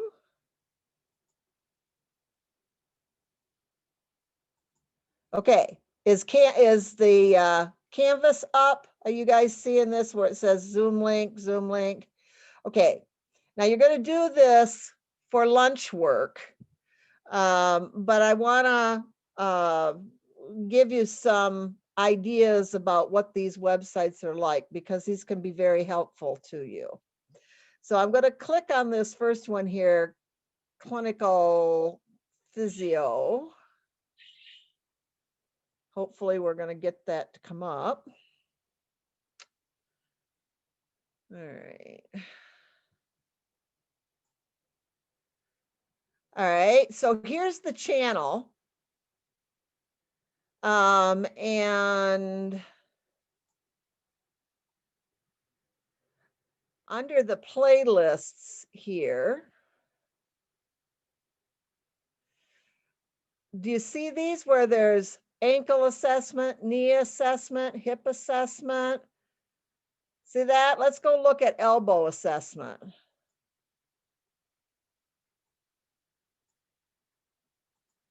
Back. Stream it live on ABC with YouTube TV. Hey everyone, welcome back to Clinical Physio with me, Khalid Maidan. In today's video, we're going to be taking you through Cozen's test. And this test is designed to see whether or not our patient presents with there's a symptoms of whole lateral playlist epicondylitis, here. Do you also see known as this tennis on elbow. the side here? And this condition I don't is want to do whereby we have Cozen's a test. I want to do tendinopathy. this one right here. The Bachelor is back. Stream it live on ABC with YouTube TV.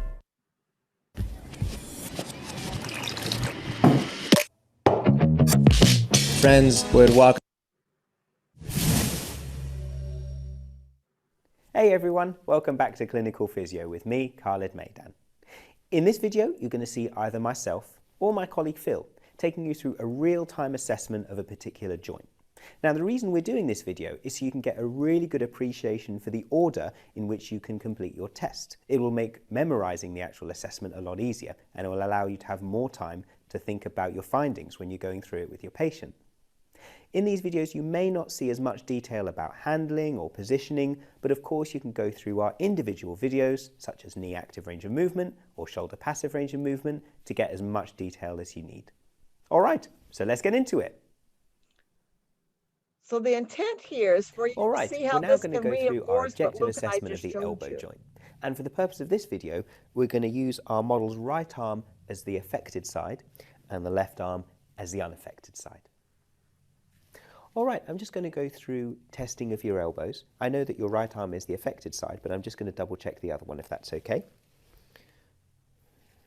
Just having a look at this one. Then we'll have a look at this side.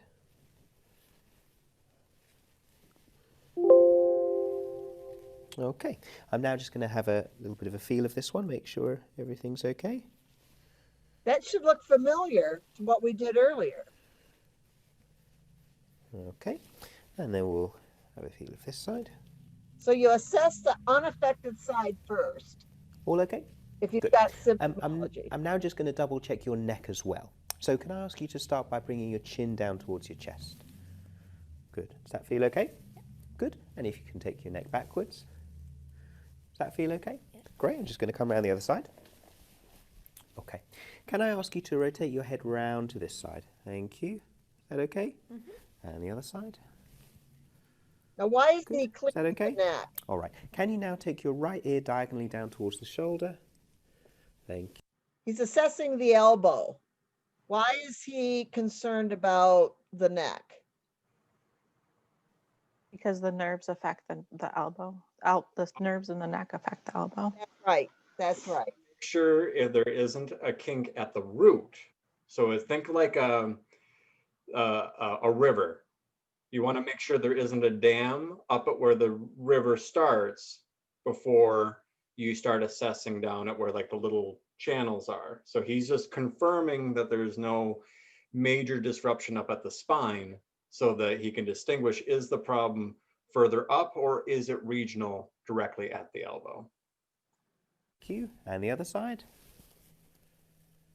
Thank you. Does that all feel okay? Yeah. Good. Let's double check your shoulder on this side. Can I ask you to bring your arm up towards the ceiling?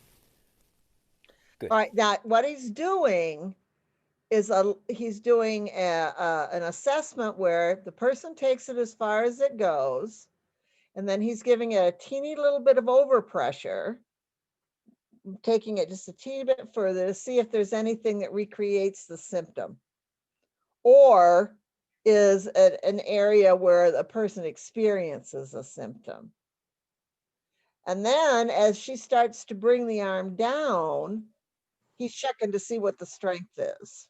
Now with that, That's great. ultimately there should be some, you'll hear soft joint end feel, as well as whether or not it recreates the symptom. So if he takes the arm up and were to push a little bit harder, but it feels like he's just hitting a brick wall, if you felt like you were hitting just, there was complete resistance, there was no like little bend and flexibility there, that would be a red flag.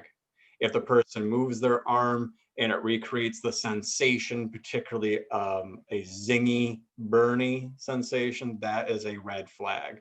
Optimally, there's only a few structures where if I take my finger, for example, as far as it can go, and then I, the practitioner, just see, can I nudge it just a little bit further and it has a springiness? Everything should have a little touch of a springiness. Oddly enough, the one place where we won't see that is the elbow. That should have a hard end feel. That's okay. But most places should have a soft joint end feel. And for you at home, just to say that if you did find any issues with shoulder flexion, you could then go through abduction, external rotation and internal rotation just to explore it further. All right, I'm now going to have a look at the movement of both your elbows. We're going to start with the left side. Can you bring your hand up towards your shoulder? Good. There's that And then on this side. overpressure. Good. All okay? All right. Can you straighten your arm for me? Excellent. And on this side. Very good. On your left side, can you have your elbow next to your ribs? And then I'd like you to turn your hand so your palm faces the Well, this ceiling. is active joint movement, that with okay? a little muscle then testing on at this the side. end. Excellent. All okay? Elbows here again, please. And this time I'd like you to turn the palm down towards the floor. Good. Excellent. All right. Can you see how you could incorporate at least these movements passively as part of the massage? This all becomes part of the massage. I'm going to double check your wrist now. Can you bring your elbow to here for me? And I'd like you to push your hand down towards the floor and backwards, please. Excellent. How about this side? Good. And backwards. Excellent. All right. I'm now just going to have a look at the movement of your elbows, just myself with you completely relaxing. All right. So if I can borrow this side. So passive range of motion comparing the unaffected side to the affected. Feel okay? Excellent. Then we're going to straighten this one. And we're going to straighten this side. Good. I'm going to turn this one over. Excellent. This way. Great. And then we're going to turn this one over. And the other way too. Good. I'm now going to have a look at the muscles working around your elbow. So if we start with your left side, I'd like you to have your hand here, and then I'd like you to push it up towards the ceiling against my hand. Good. And relax. And then we'll do the same on this side. Very good. I'm just going to come over to here. And if I can borrow your left arm, and this time I'd like you to straighten your arm towards the floor. Good. And on this side too. Excellent. All right, if I can borrow here. I'm now going to ask you to turn your hand over towards the floor in a second. So if you can turn so your palm faces the ceiling. Very good. Now, if you go to chapter. And the same on this side, palm to the ceiling. Excellent. Okay. This time you're turning your hand down towards the floor. There's that section towards the end of the chapter and go for it. that has all of these joint movements and the resistance and on this side for them. Very good. Just going to check your wrists. Can I get you to put your hand in this position? And then you're only lifting the wrist up towards the ceiling. Very good. And then the same on this side. Excellent. And this time you're going to pull your wrist down towards the floor. Again, just the wrist, not the whole arm. Good. And then the same on this side. Excellent. And that would complete the main functions of our elbow objective assessment. However, it could be that at this time, if you noticed any issues with the cervical spine or the shoulder, you could explore it further here. And this would also be a good time to do some special tests around the elbow to clarify your diagnosis a little further. Now.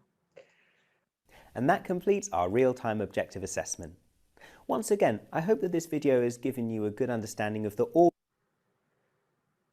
Hopefully we're going to get. The Bachelor is back. Stream it live on ABC with YouTube TV. Okay, so this channel has that kind of an approach for all the joints. And it also shows you the orthopedic tests. An excellent resource. The next one we've got is similar, and I like to have more than one resource for you because I want you to be able to compare and contrast. So let's look at this one.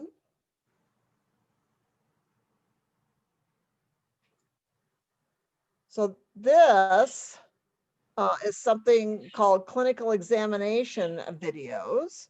We're going to go to playlist.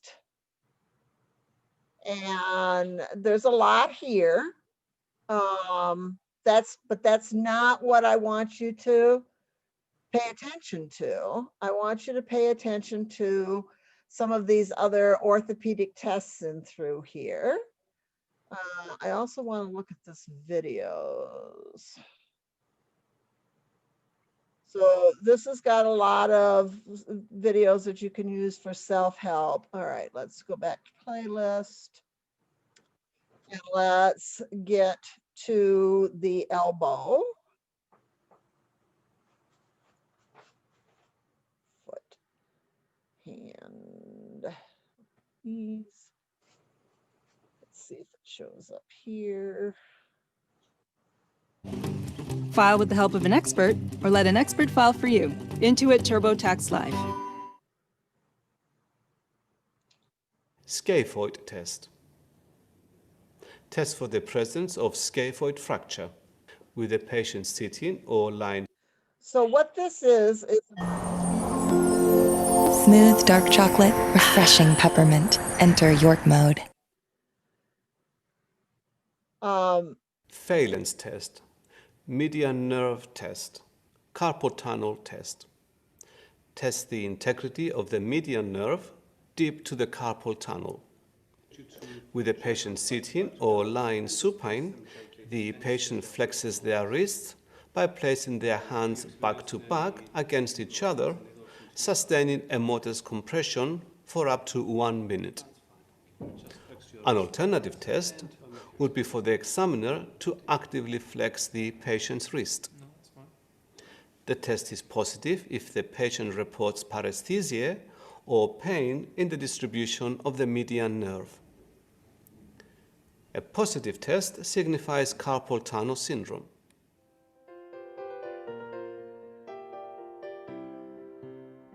Okay, now, this channel has all of these orthopedic tests.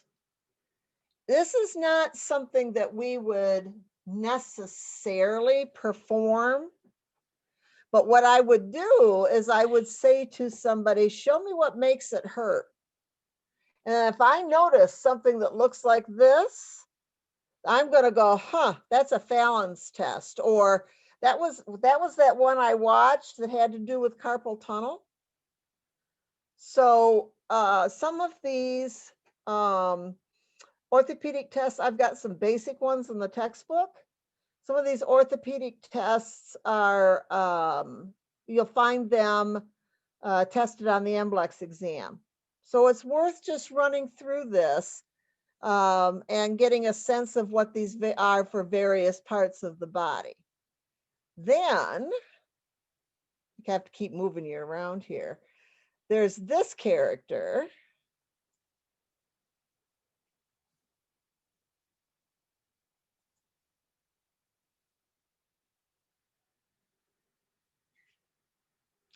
So he's got a bunch of, they're short, they're very short videos. Let's go back to our target area with our arm. Bicep. Here's the biceps here. How are we doing? Good. We're live? Yeah. Okay. Nice close up. So guys, here we go. We're gonna visualize this. Radial head, we know where it is now. Find it, radial head. This is biceps. Then we're gonna find coracoid process. Find it, coracoid. You guys know that now. Then we're gonna find the acromion, which is gonna be pretty much, how do I describe this one? Right around it's gonna be right around the greater tubercle. That's where it's gonna go. Now, we're gonna start good posture, and we're gonna start distal, the head of the radius, double thumb, like this. Double. You guys will not Work all the way up. Good pressure with lotion. Feel that bicep? Feel it want to slip? You guys feel it want to jump? If it jumps, the patient's going to jump. We try to minimize that. See, I'm losing it right there. So if you're losing it, guys, you can do a pinch grip. It's like a knee with a motion. It's like a pinch and then go up with it. Try that. Pinch that bicep.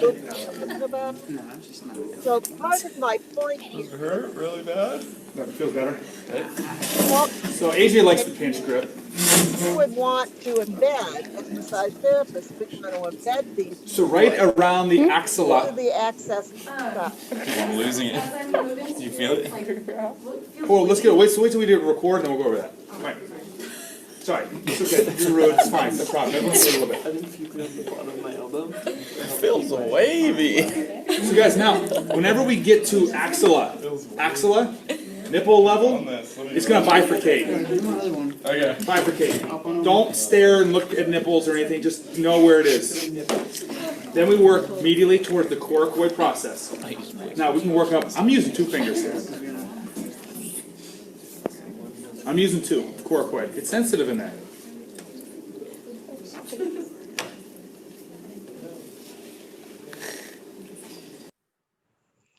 So there's all in this particular channel.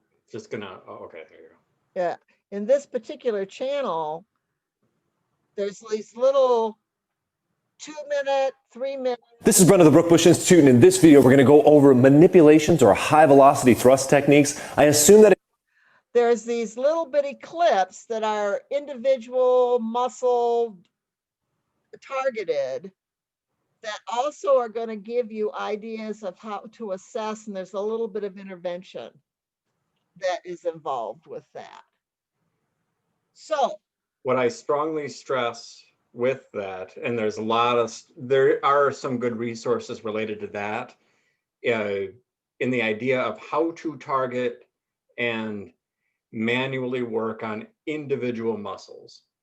The thing that I want you guys to be creative with anytime you see this stuff is to think, how could I use a different part of my body than my thumbs or my fingertips? I see they're good related for like the visual learning of how to isolate and palpate the specific muscles. But in actual practice, when you're doing massage or applying inhibitory pressure, there is little to no reason to be using your thumbs over a palm or a soft fist, or for that matter, a forearm. You have to be aware of where you are, but often, in my opinion, there's a cascade effect that happens with this, where it's easier to teach and show it to people, because using your fingers when you teach, it's easier for people to see what you're on. And then that becomes the way that people address it. They learn that the way to do the massage is the way that you saw it, but you need to just think bigger than that. Even though the palpation is using fingertips, that does not mean you can't palpate the stuff using a palm and a forearm. And one of the more difficult things for people to learn with a forearm in particular is how to palpate effectively using it. The only way you're going to get good at palpating and feeling with your forearm is by using it. So try to be inventive. Don't use your fingers. It drives me nuts. So I don't have that's what I want. I don't have a break room activity scheduled right now. But what I want you to do is take a 15-minute break, get up and move around, get a drink of water, stick your head outside, do that sort of stuff. And we'll be back in class about 10 to 12. Okay? All right. Zoom share. All right. Who's on the call? Whose little faces here? Okay, somebody's little face. What do you see on your screen? Just a square that says head/face. Perfect. All right. What I'm going to do is this isn't very long. We're going to watch this and then we're going to talk about it. Okay? Is everybody ready? Now, this is from my sports massage book. These were done quite a while ago. And you will see a couple of examples where, for the reason why I encourage you characters to wear a t-shirt under your scrubs when there's a V-neck. All right? Head begins with assessment using palpation. Areas of tension can be addressed using various massage methods.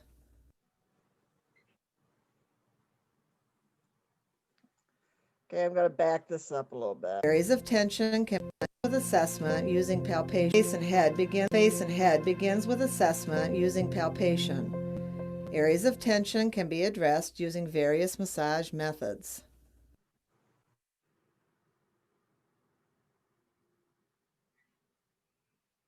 Ongoing assessment for ease and bind helps the massage therapist target the main areas for massage intervention.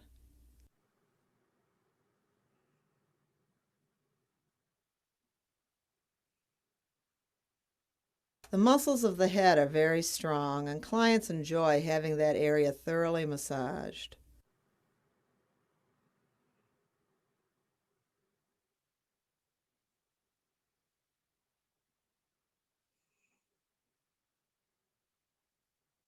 Muscles of the forehead often get tight, especially if the athlete is in the sun and squinting. Muscle energy methods can be used by having the client squeeze the eyebrows together, and then direct tissue stretching is used to lengthen the area.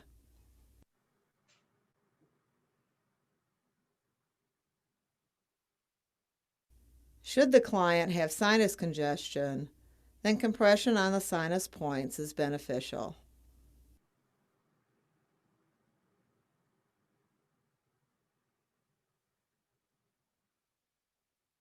It is often pleasant to have pressure applied to the eyes.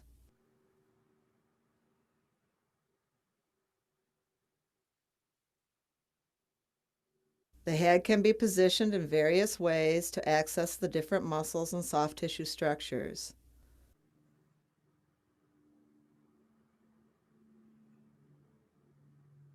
Athletes are prone to temporomandibular joint dysfunction, and massage in this area is often necessary.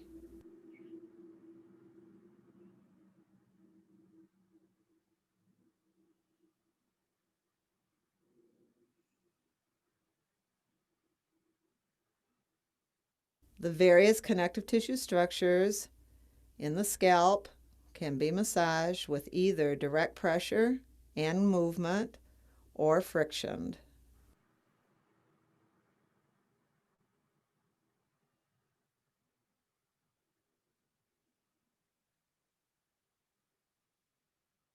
Massage of the face is completed, ta-da, as an afterthought. Okay.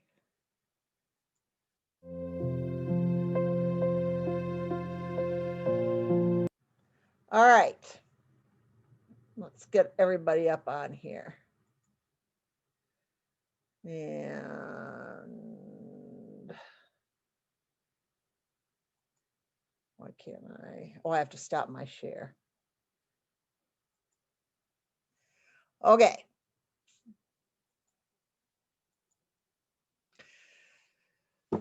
That is a demonstration video of massage. It looked like massage, right? Okay, but as I was doing that, I was doing a lot of John talking, which would, if I was in practice by myself, I would be thinking. I would be thinking about what I would be assessing and what I would be feeling under there. So I want us to dissect that little bit of massage apart and identify kind of what we would be thinking about and what we would be feeling in through there. That's what I want us to do with that. So I'm going to go back to the screen share.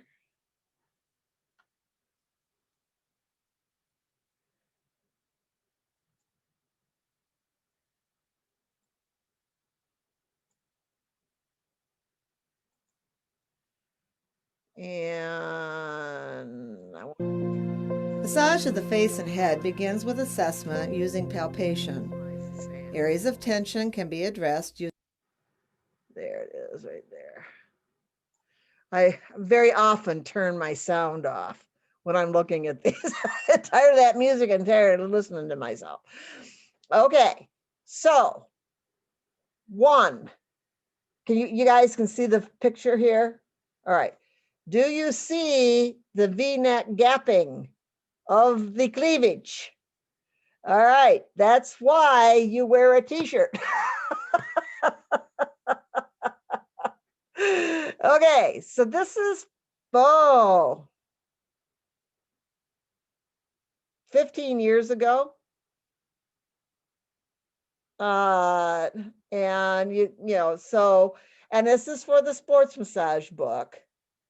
So, you know, we don't have draping in place because we are attempting to have people have as much visual understanding of what's going on. And this character is a bodybuilder. All right. He also is taking some steroids. You can tell by some of the facial changes and the brow ridge and some of the other stuff that's going on with this. He's also got a couple of implants. So an interesting character to have for a demonstration through all of this. Okay, so there they are. I'm in the context of the full body massage. I'll just start going with who I can see as I come down through here. Leah,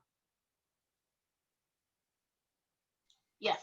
if you were gonna, you know how if you're in a golf, you know, watching golf on TV, you've got somebody that's kind of narrating things as they go on, you know. All right. Starting with this picture in a still, I want you to narrate a little bit about what you're seeing, what structures are involved, and after a few minutes, I'll just stop you. Okay. Okay, well, I see someone sitting in sideline. A man who looks like an athlete. We'll go with that. Mm-hmm. It looks like you're trying to relieve tension, and let me get my glasses on. Hold on. If I had to guess, you're trying to relieve some of the tension that Luke was talking about, how you can get tension in your like forehead area and to relieve some of that stress and tension. It looks like also that you're behind, like right on the side of his neck or behind in front of his ear. And I know that you can get like a lot of stress from, I mean, me personally, from like my glasses and stuff, from like taking it on and off and that sort of thing, or a helmet or something resting like right there. You could have a lot of tension right behind there as well. Now, I'm going to interrupt you. Yeah. Right now, a lot of people are wearing masks. Yeah. So that might be something that would be contributing back in through there. Okay. Okay. It looks like you have your leg is positioned, like you're positioned in a good spot to be reaching all those things, and doesn't look like your body is in the wrong position to be massaging someone. Does that make sense? Like you're standing in a correct like stand. Okay. Yeah, I mean, that's all I can really tell from like just that right there. Very good. Okay. Michaela, you're going to be up next. All right. You look like you're half asleep, dear. Have you got a headache or something, Michaela? Yeah, I do, actually. Like right in my temples. Okay, I'm going to play a little bit of this and then Mhm. I'm going to recap. All right. Okay.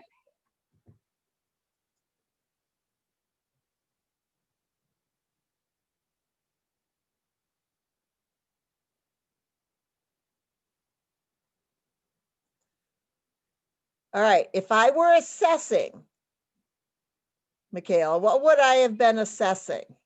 Well, it looked like you were assessing like the first part. It looked like you glided down like the back of the neck, and then it looked like you were kind of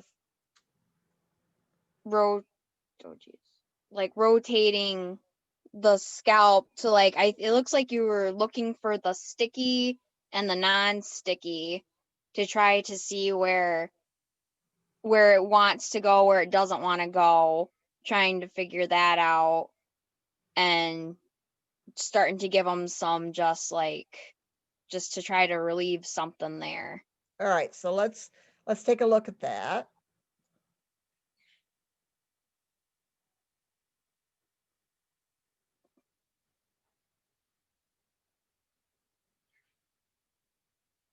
We'll carry it just a little further.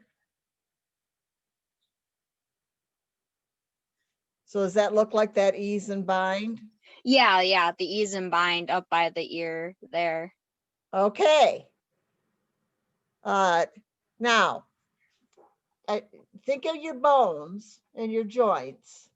What would have been some of the structures that I would be feeling as I was feeling through the skin, down onto the muscles and onto the bones and joint? Where was I at in there? Well, it looked like you were looking for like his like part of the mandible down, going down that way.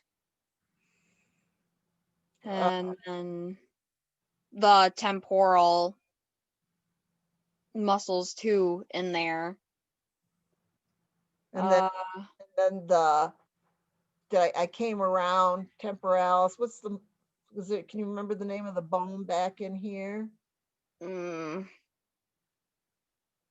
starts with an O. Anybody want Oh, yeah, the occipital. Okay, all right. So those would be kind of my bony landmarks in through there. All right, so Gail, you're up next. Can you make the screen bigger so we can see it better?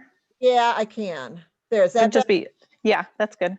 All right, good job, good job. I got to figure out how to start and stop it.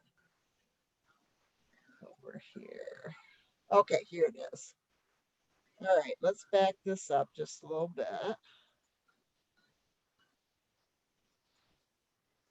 All right, we're going to play this again.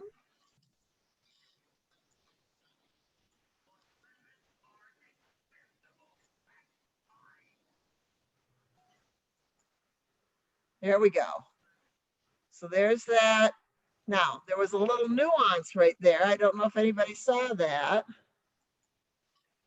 Watch how I'm moving the front hand and the back hand. Whoops, didn't take it far enough back. Right there, see how I'm moving that whole thing? All right. There's the assessment for the ease and bind.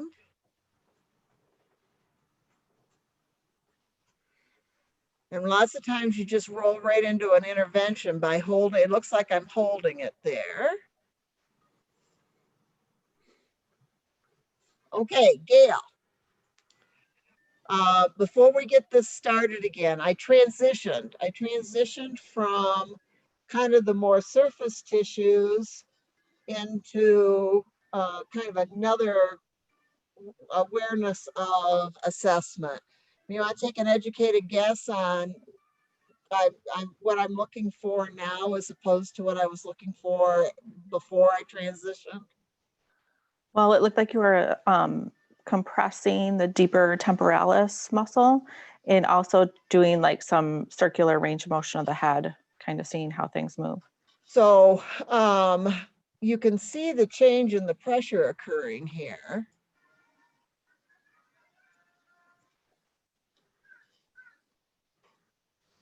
And then look at, all of a sudden I'm deeper now. So it would make sense that I'm on what kinds of structures? You already said it, Gail. On the temporalis. Yeah, I'm thinking more muscle and the tissues that are deeper. Okay, so I'm going to continue, and I've got range of motion like you mentioned here. So I'm going to play a little more of this.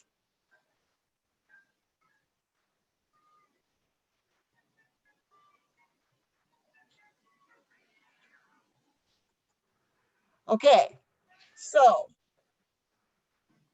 let me back it up just a little bit. Okay, so how would you describe kind of how I was using my body to get into those, or even assessing as well? You're always assessing these types of structures in through here. How would you explain that? Well, you assessed the deeper structures of the temporalis, and then you went ahead and did a technique of gliding with your forearm to release some of the structures that were tight. And very good. So again, assessed, got an idea, and then kind of went in for the intervention through that. And notice, like Luke had mentioned before, the relaxed wrist in here so that the softness of my arm is engaging that kind of rounded area in through there.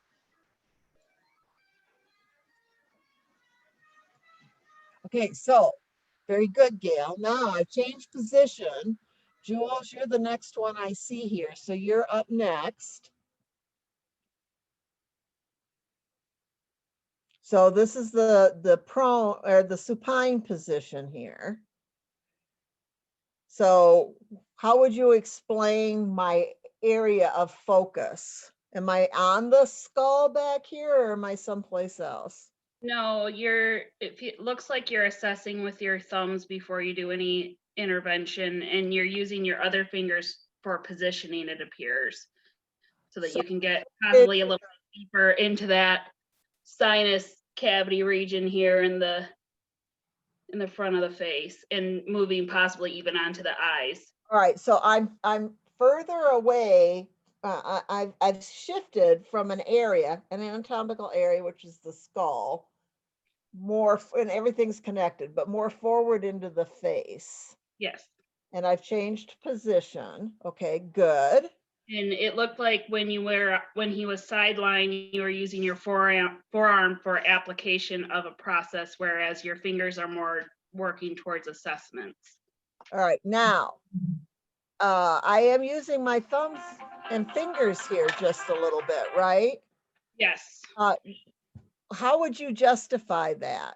Because I'm telling you all the time, don't use your thumbs and fingers. Well, it's a lot smaller area, so if you're using your forearm, you're going to be smushing more than actually probably making anything feel good. And I have gotten in there and used my forearm. Absolutely. But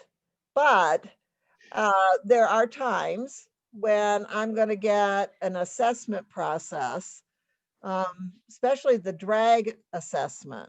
So let's So if you find pressure or like tension here, like when you do the skin moving assessment, I would assume you'd want to use your thumbs more so you could get in there and more accurately. Yeah, so let's see what I actually do here.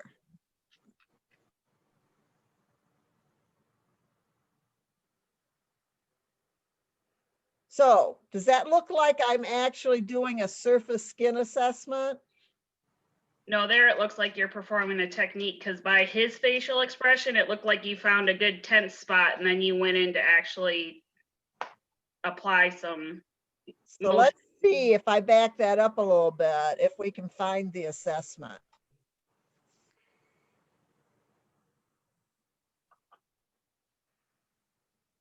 And related to the using fingers. Yeah, it looks like right there you're performing the assessment and you're seeing his reaction to the assessment, and then you know that's where you need to start applying. And it's deeper. It didn't show the skin drag, did it? Mm-hmm. It went right into the muscle. Yes.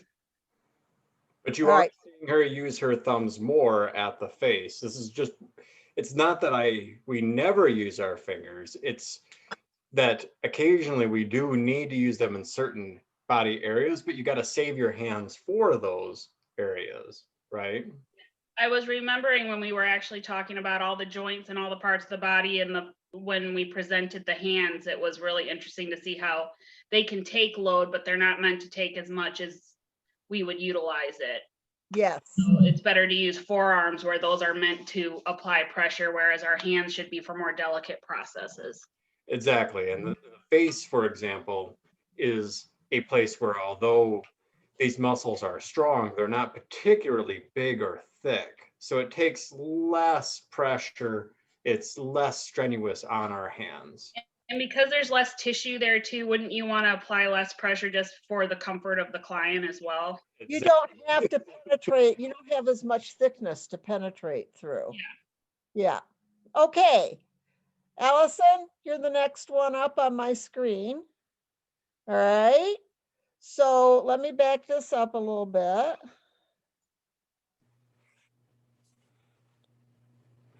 Okay, I want you to give us some guidance on how you're noticing I'm transitioning from one kind of focus to another, and see if you can call out the assessment in it. All right.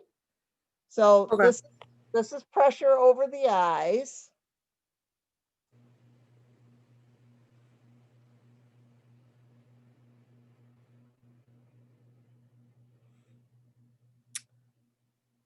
So where was I feel like most of this is a relaxation component for the client, because you did touch on some sensitive parts of like the muscles that lay on the frontal bone beforehand. So I feel like this is a relaxation component for him. And I transitioned, I moved his arms down, and then I put I came back up and I did something. What did I do? Can play it again. Okay, ready? Mm-hmm. Right there. What did I do? It was kind of like you were keeping your hands on him, but it was like more of a glide to let him know that you were there. Yep. And did you see me change the position of his head a little bit? I did not notice that, sorry. Right, so watch that.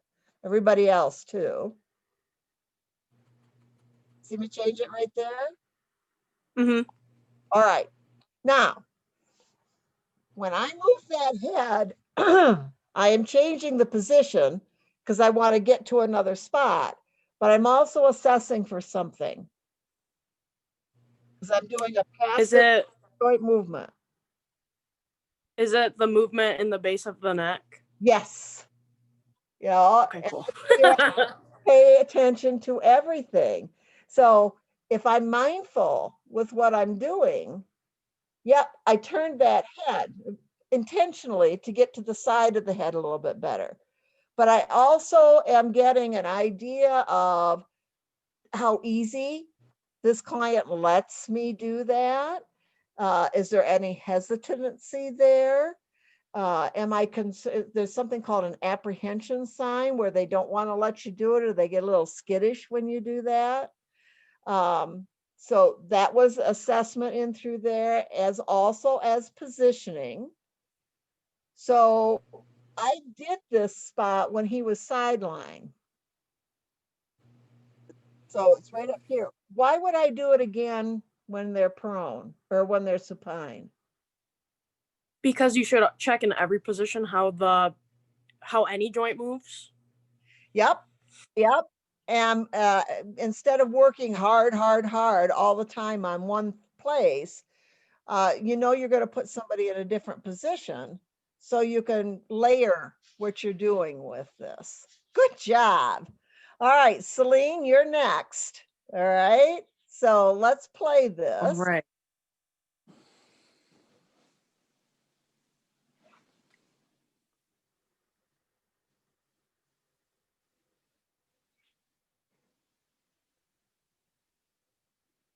So I see some TMJ action. I see that you put the heel of your hand on his TMJ to kind of stretch and check elasticity, which way it's moving. It looked like there was a lot of just like smaller assessments just to see how the fascia was moving along the side of the face. So let's see if you can back it up and you call it out when you think that it changes from assessment to intervention. Okay.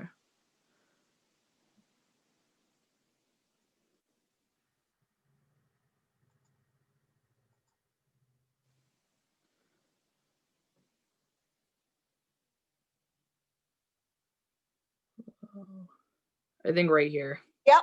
Yep. Did everybody see that? That's going to feel good. It's going to feel like a massage.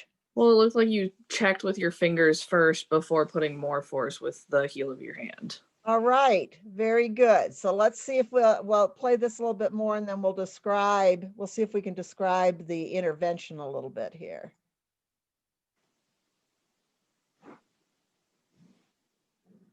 All right. What was different? It was like a press and glide motion. But there was another variable. Was it fast or slow? Slow. Very slow. Yeah, and it also looked like you were stabilizing the other side of his head, so you weren't getting any motion from this side. All right. So, Geraldine, I think you're next here. So, can you make an educated guess about the qualities of assessment and how I shifted it to almost do the same thing, but then it became an intervention? Let me play it again.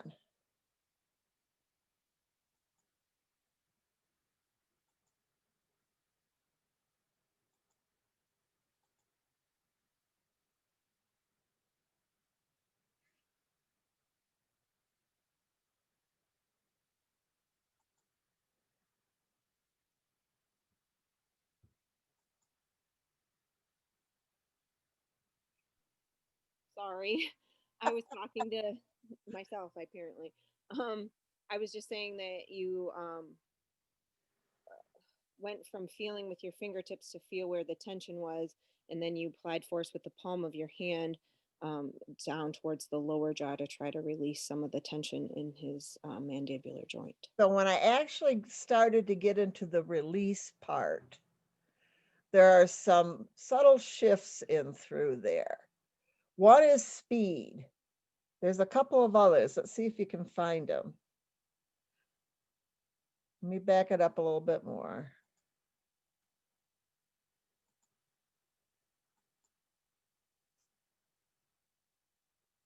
Okay, there's one. And then deeper pressure. Yep. And then a slow glide.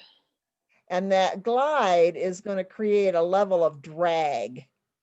Now there's something that happens with my other hand. Let's see if you can pick it up. Okay, here we go. One more time. Okay, that's assessment. Now I'm getting ready to go into an actual intervention. So there's that hand. You guys watch the other hand back here.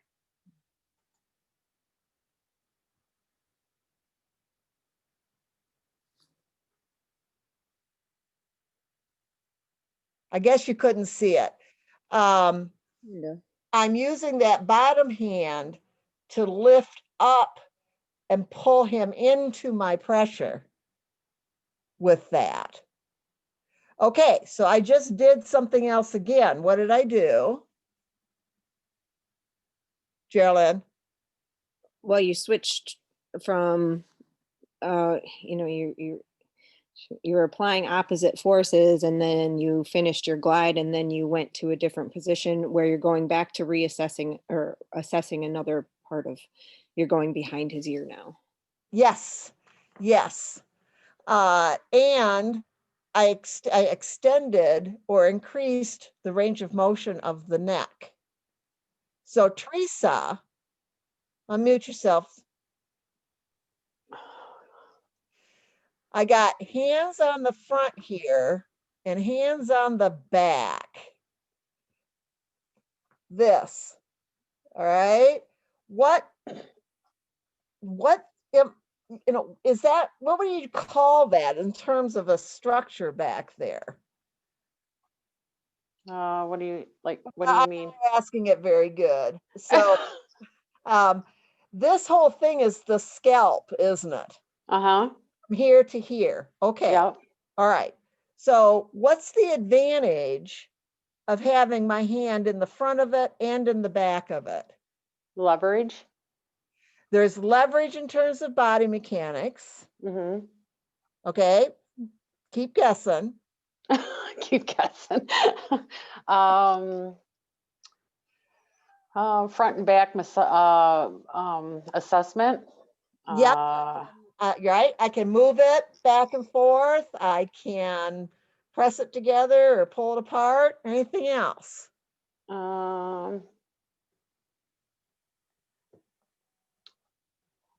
Not sure.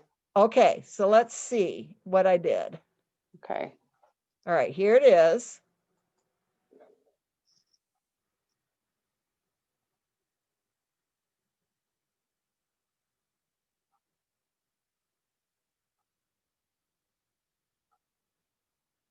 Can you see the hands coming apart?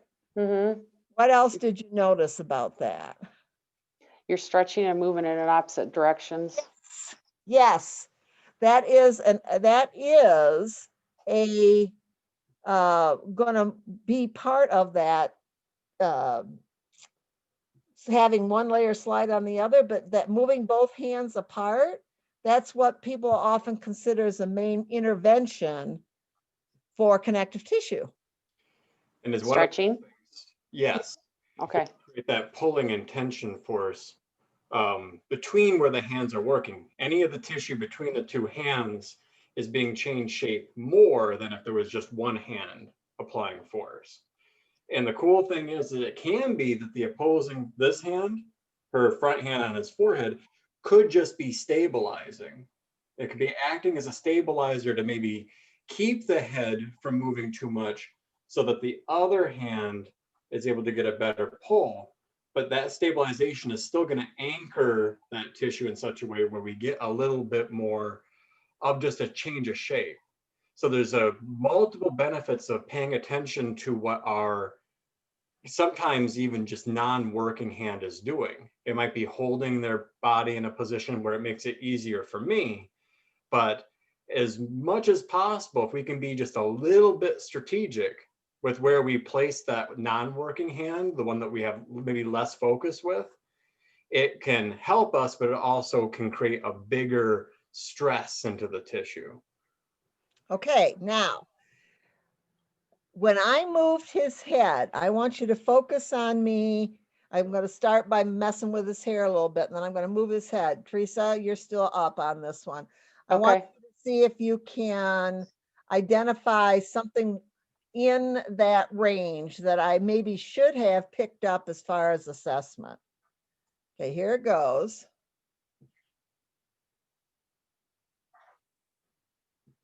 Right there. What did you notice? The range of his neck moving, or am I looking too far down?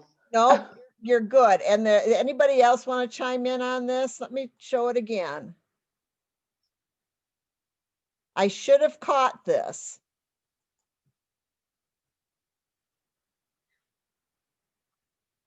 Right there. Did you see me force his head? Mm-hmm. Okay, one more time.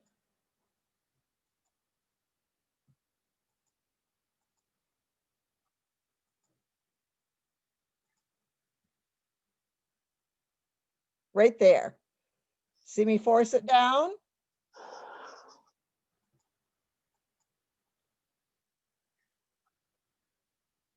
Right there. Right there. Instead of, that's a little bit of an apprehension sign right there. If I was really paying attention to that, I would have identified that.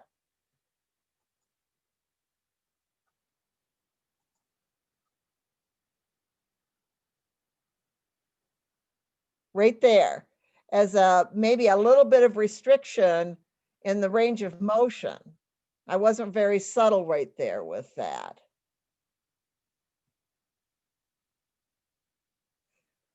Okay, Alyssa, what is that called? What is what called? This right here. Let me back it up.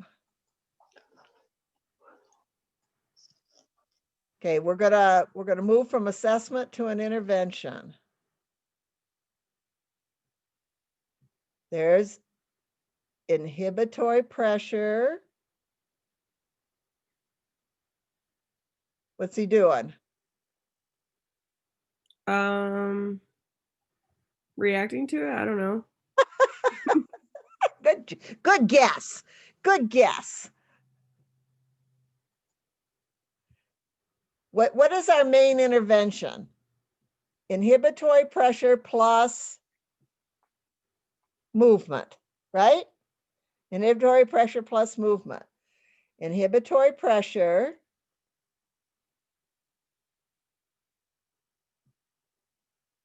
plus movement. What's happening under my fingers when he moves?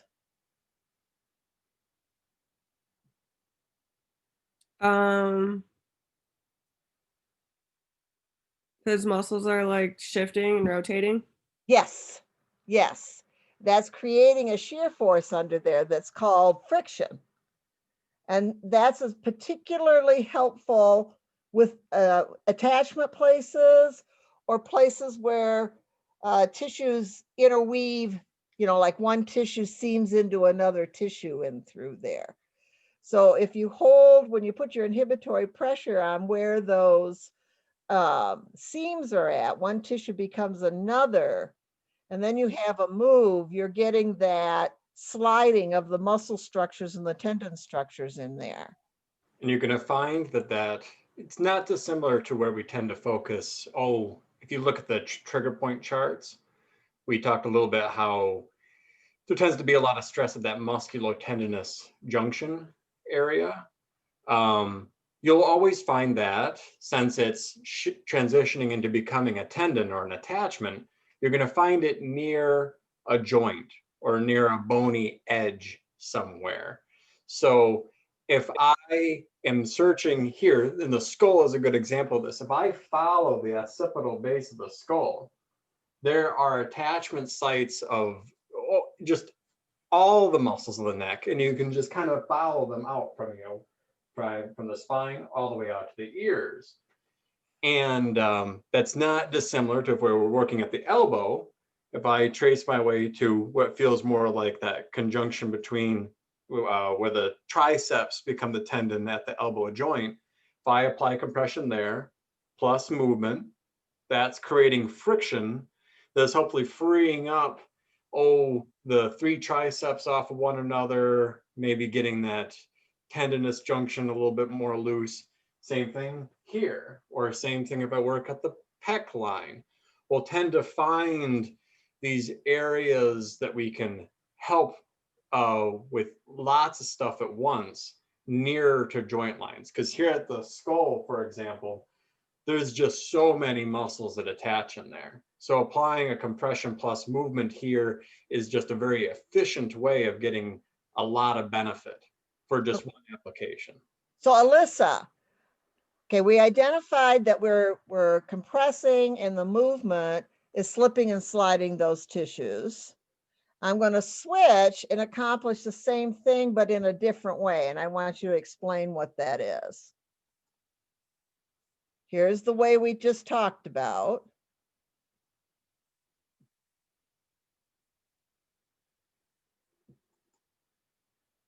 So how did I create the friction that time, or the sliding?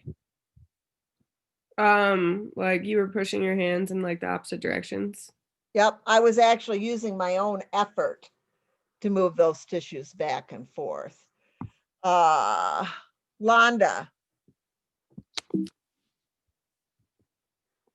Londa, there she is. Okay, can you hear me, Londa? Yes.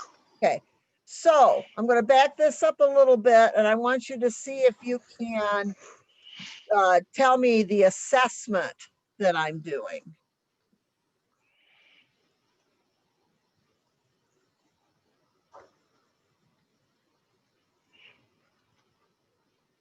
What am I calculating? What am I looking for there, Londa? You're checking for the slide and the movement of that area.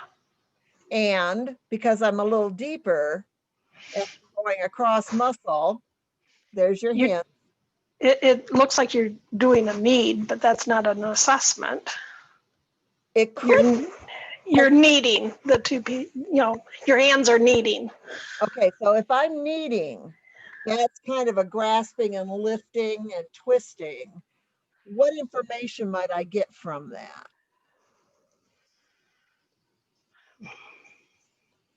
I'm not sure there. If you've got bread dough, do you ever make bread? The elasticity? There you go. There you go. The elasticity of those structures and the thickness and thinness of them. Okay. You see that? Yes. So let's play a little more of that. Okay. There are a bunch of stuff that happened that didn't show up on the camera. What happened from here? Well, you repositioned his head.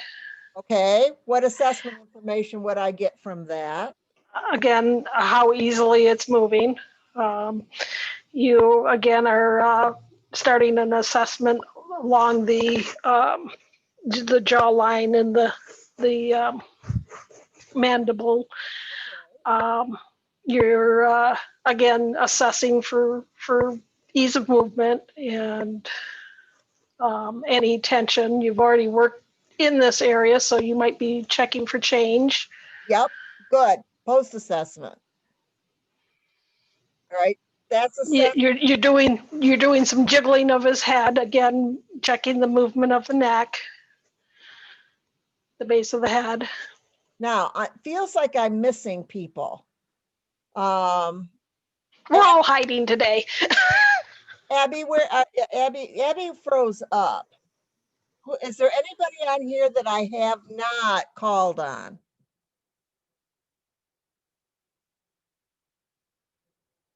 Speak now. Maybe we lost a couple of people. All right, I'm going to finish playing this out.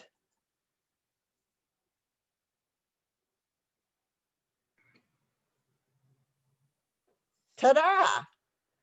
Now this all reinforces that idea of just no mindless rubbing. The tough part with when we show you guys this stuff or demonstrate it is you could create lots of explanations for what is being looked for. Is it assessment? Is it intervention? Clarifying exactly when that transition occurs is difficult, and multiple things can be being assessed at the same time, or multiple things can be getting affected and changed with a single application. But the important part is the critical thinking piece of this, of kind of having a process of recognizing that when I make contact with the tissue, every time I increase or decrease my pressure, I need to be thinking assessment and then an application and post-assessment.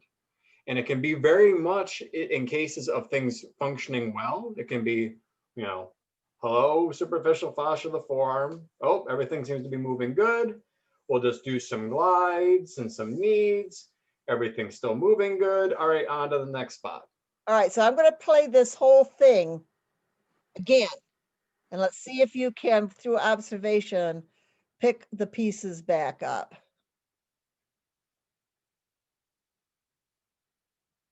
Come on.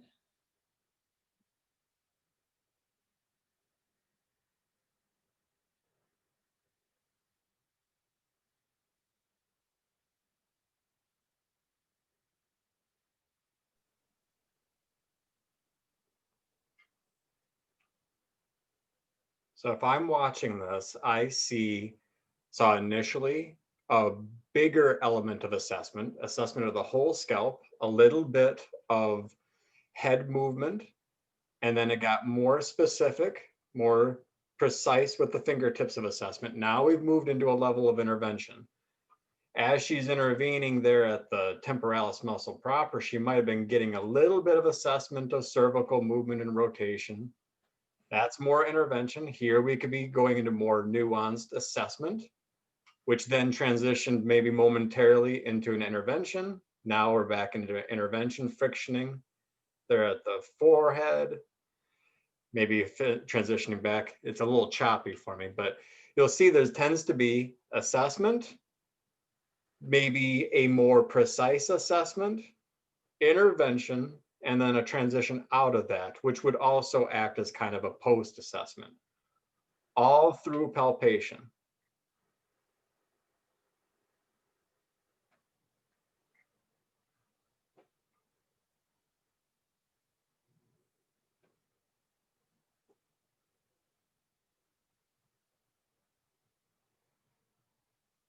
Just the repositioning of the head, likely, and she's moving the hair, but all of that at the same time, I can be seeing, okay, did their head move fluidly and easily? Did they show any resistance or trepidation?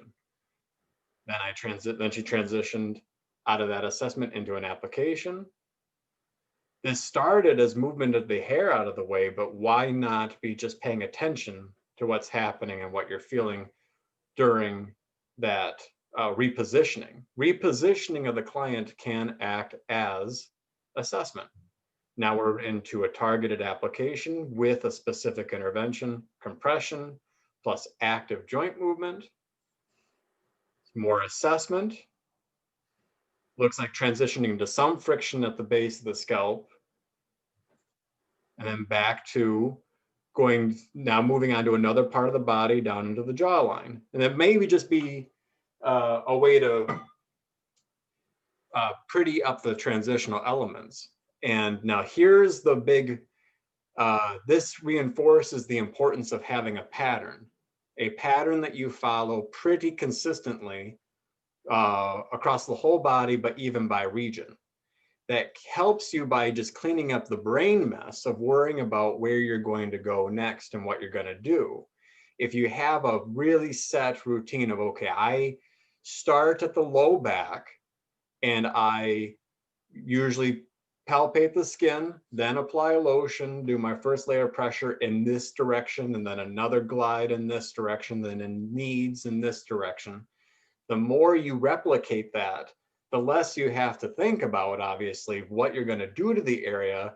And now all of those techniques that initially looked like massage application, that first 2 or 3 glides are my assessment. And then I do. Whoops, we lost you. That become my intervention. What? What was that? Sorry. Oh, I said I lost you. All right, so here's your lunch work. And these links are up on Canvas. So click on the clinical physio playlist. That was the one I did. I showed you that, but I want you to watch the entire playlist. And then this one here from clinical examination, that's about 5 minutes. Here's the general links from it. And then what I want, these are the links. What I want you to do with that is start to get an overview of what these assessments look like when they're just purely assessment. And then we're going to do a little bit more of this Terra massager part and look for the pieces when we get back from lunch. Now we've gone over here. So your job is just to look at this stuff. When you look at it, don't get too fixated, kind of look big. All right. And we've gone over a little bit. And what I want you to, so I'm going to give you till 3 o'clock. We'll get back together at 3 o'clock. That'll give you, this is about an hour of looking at stuff. And then we will carry on after that. So we're going to reconvene at 3. Everybody got that?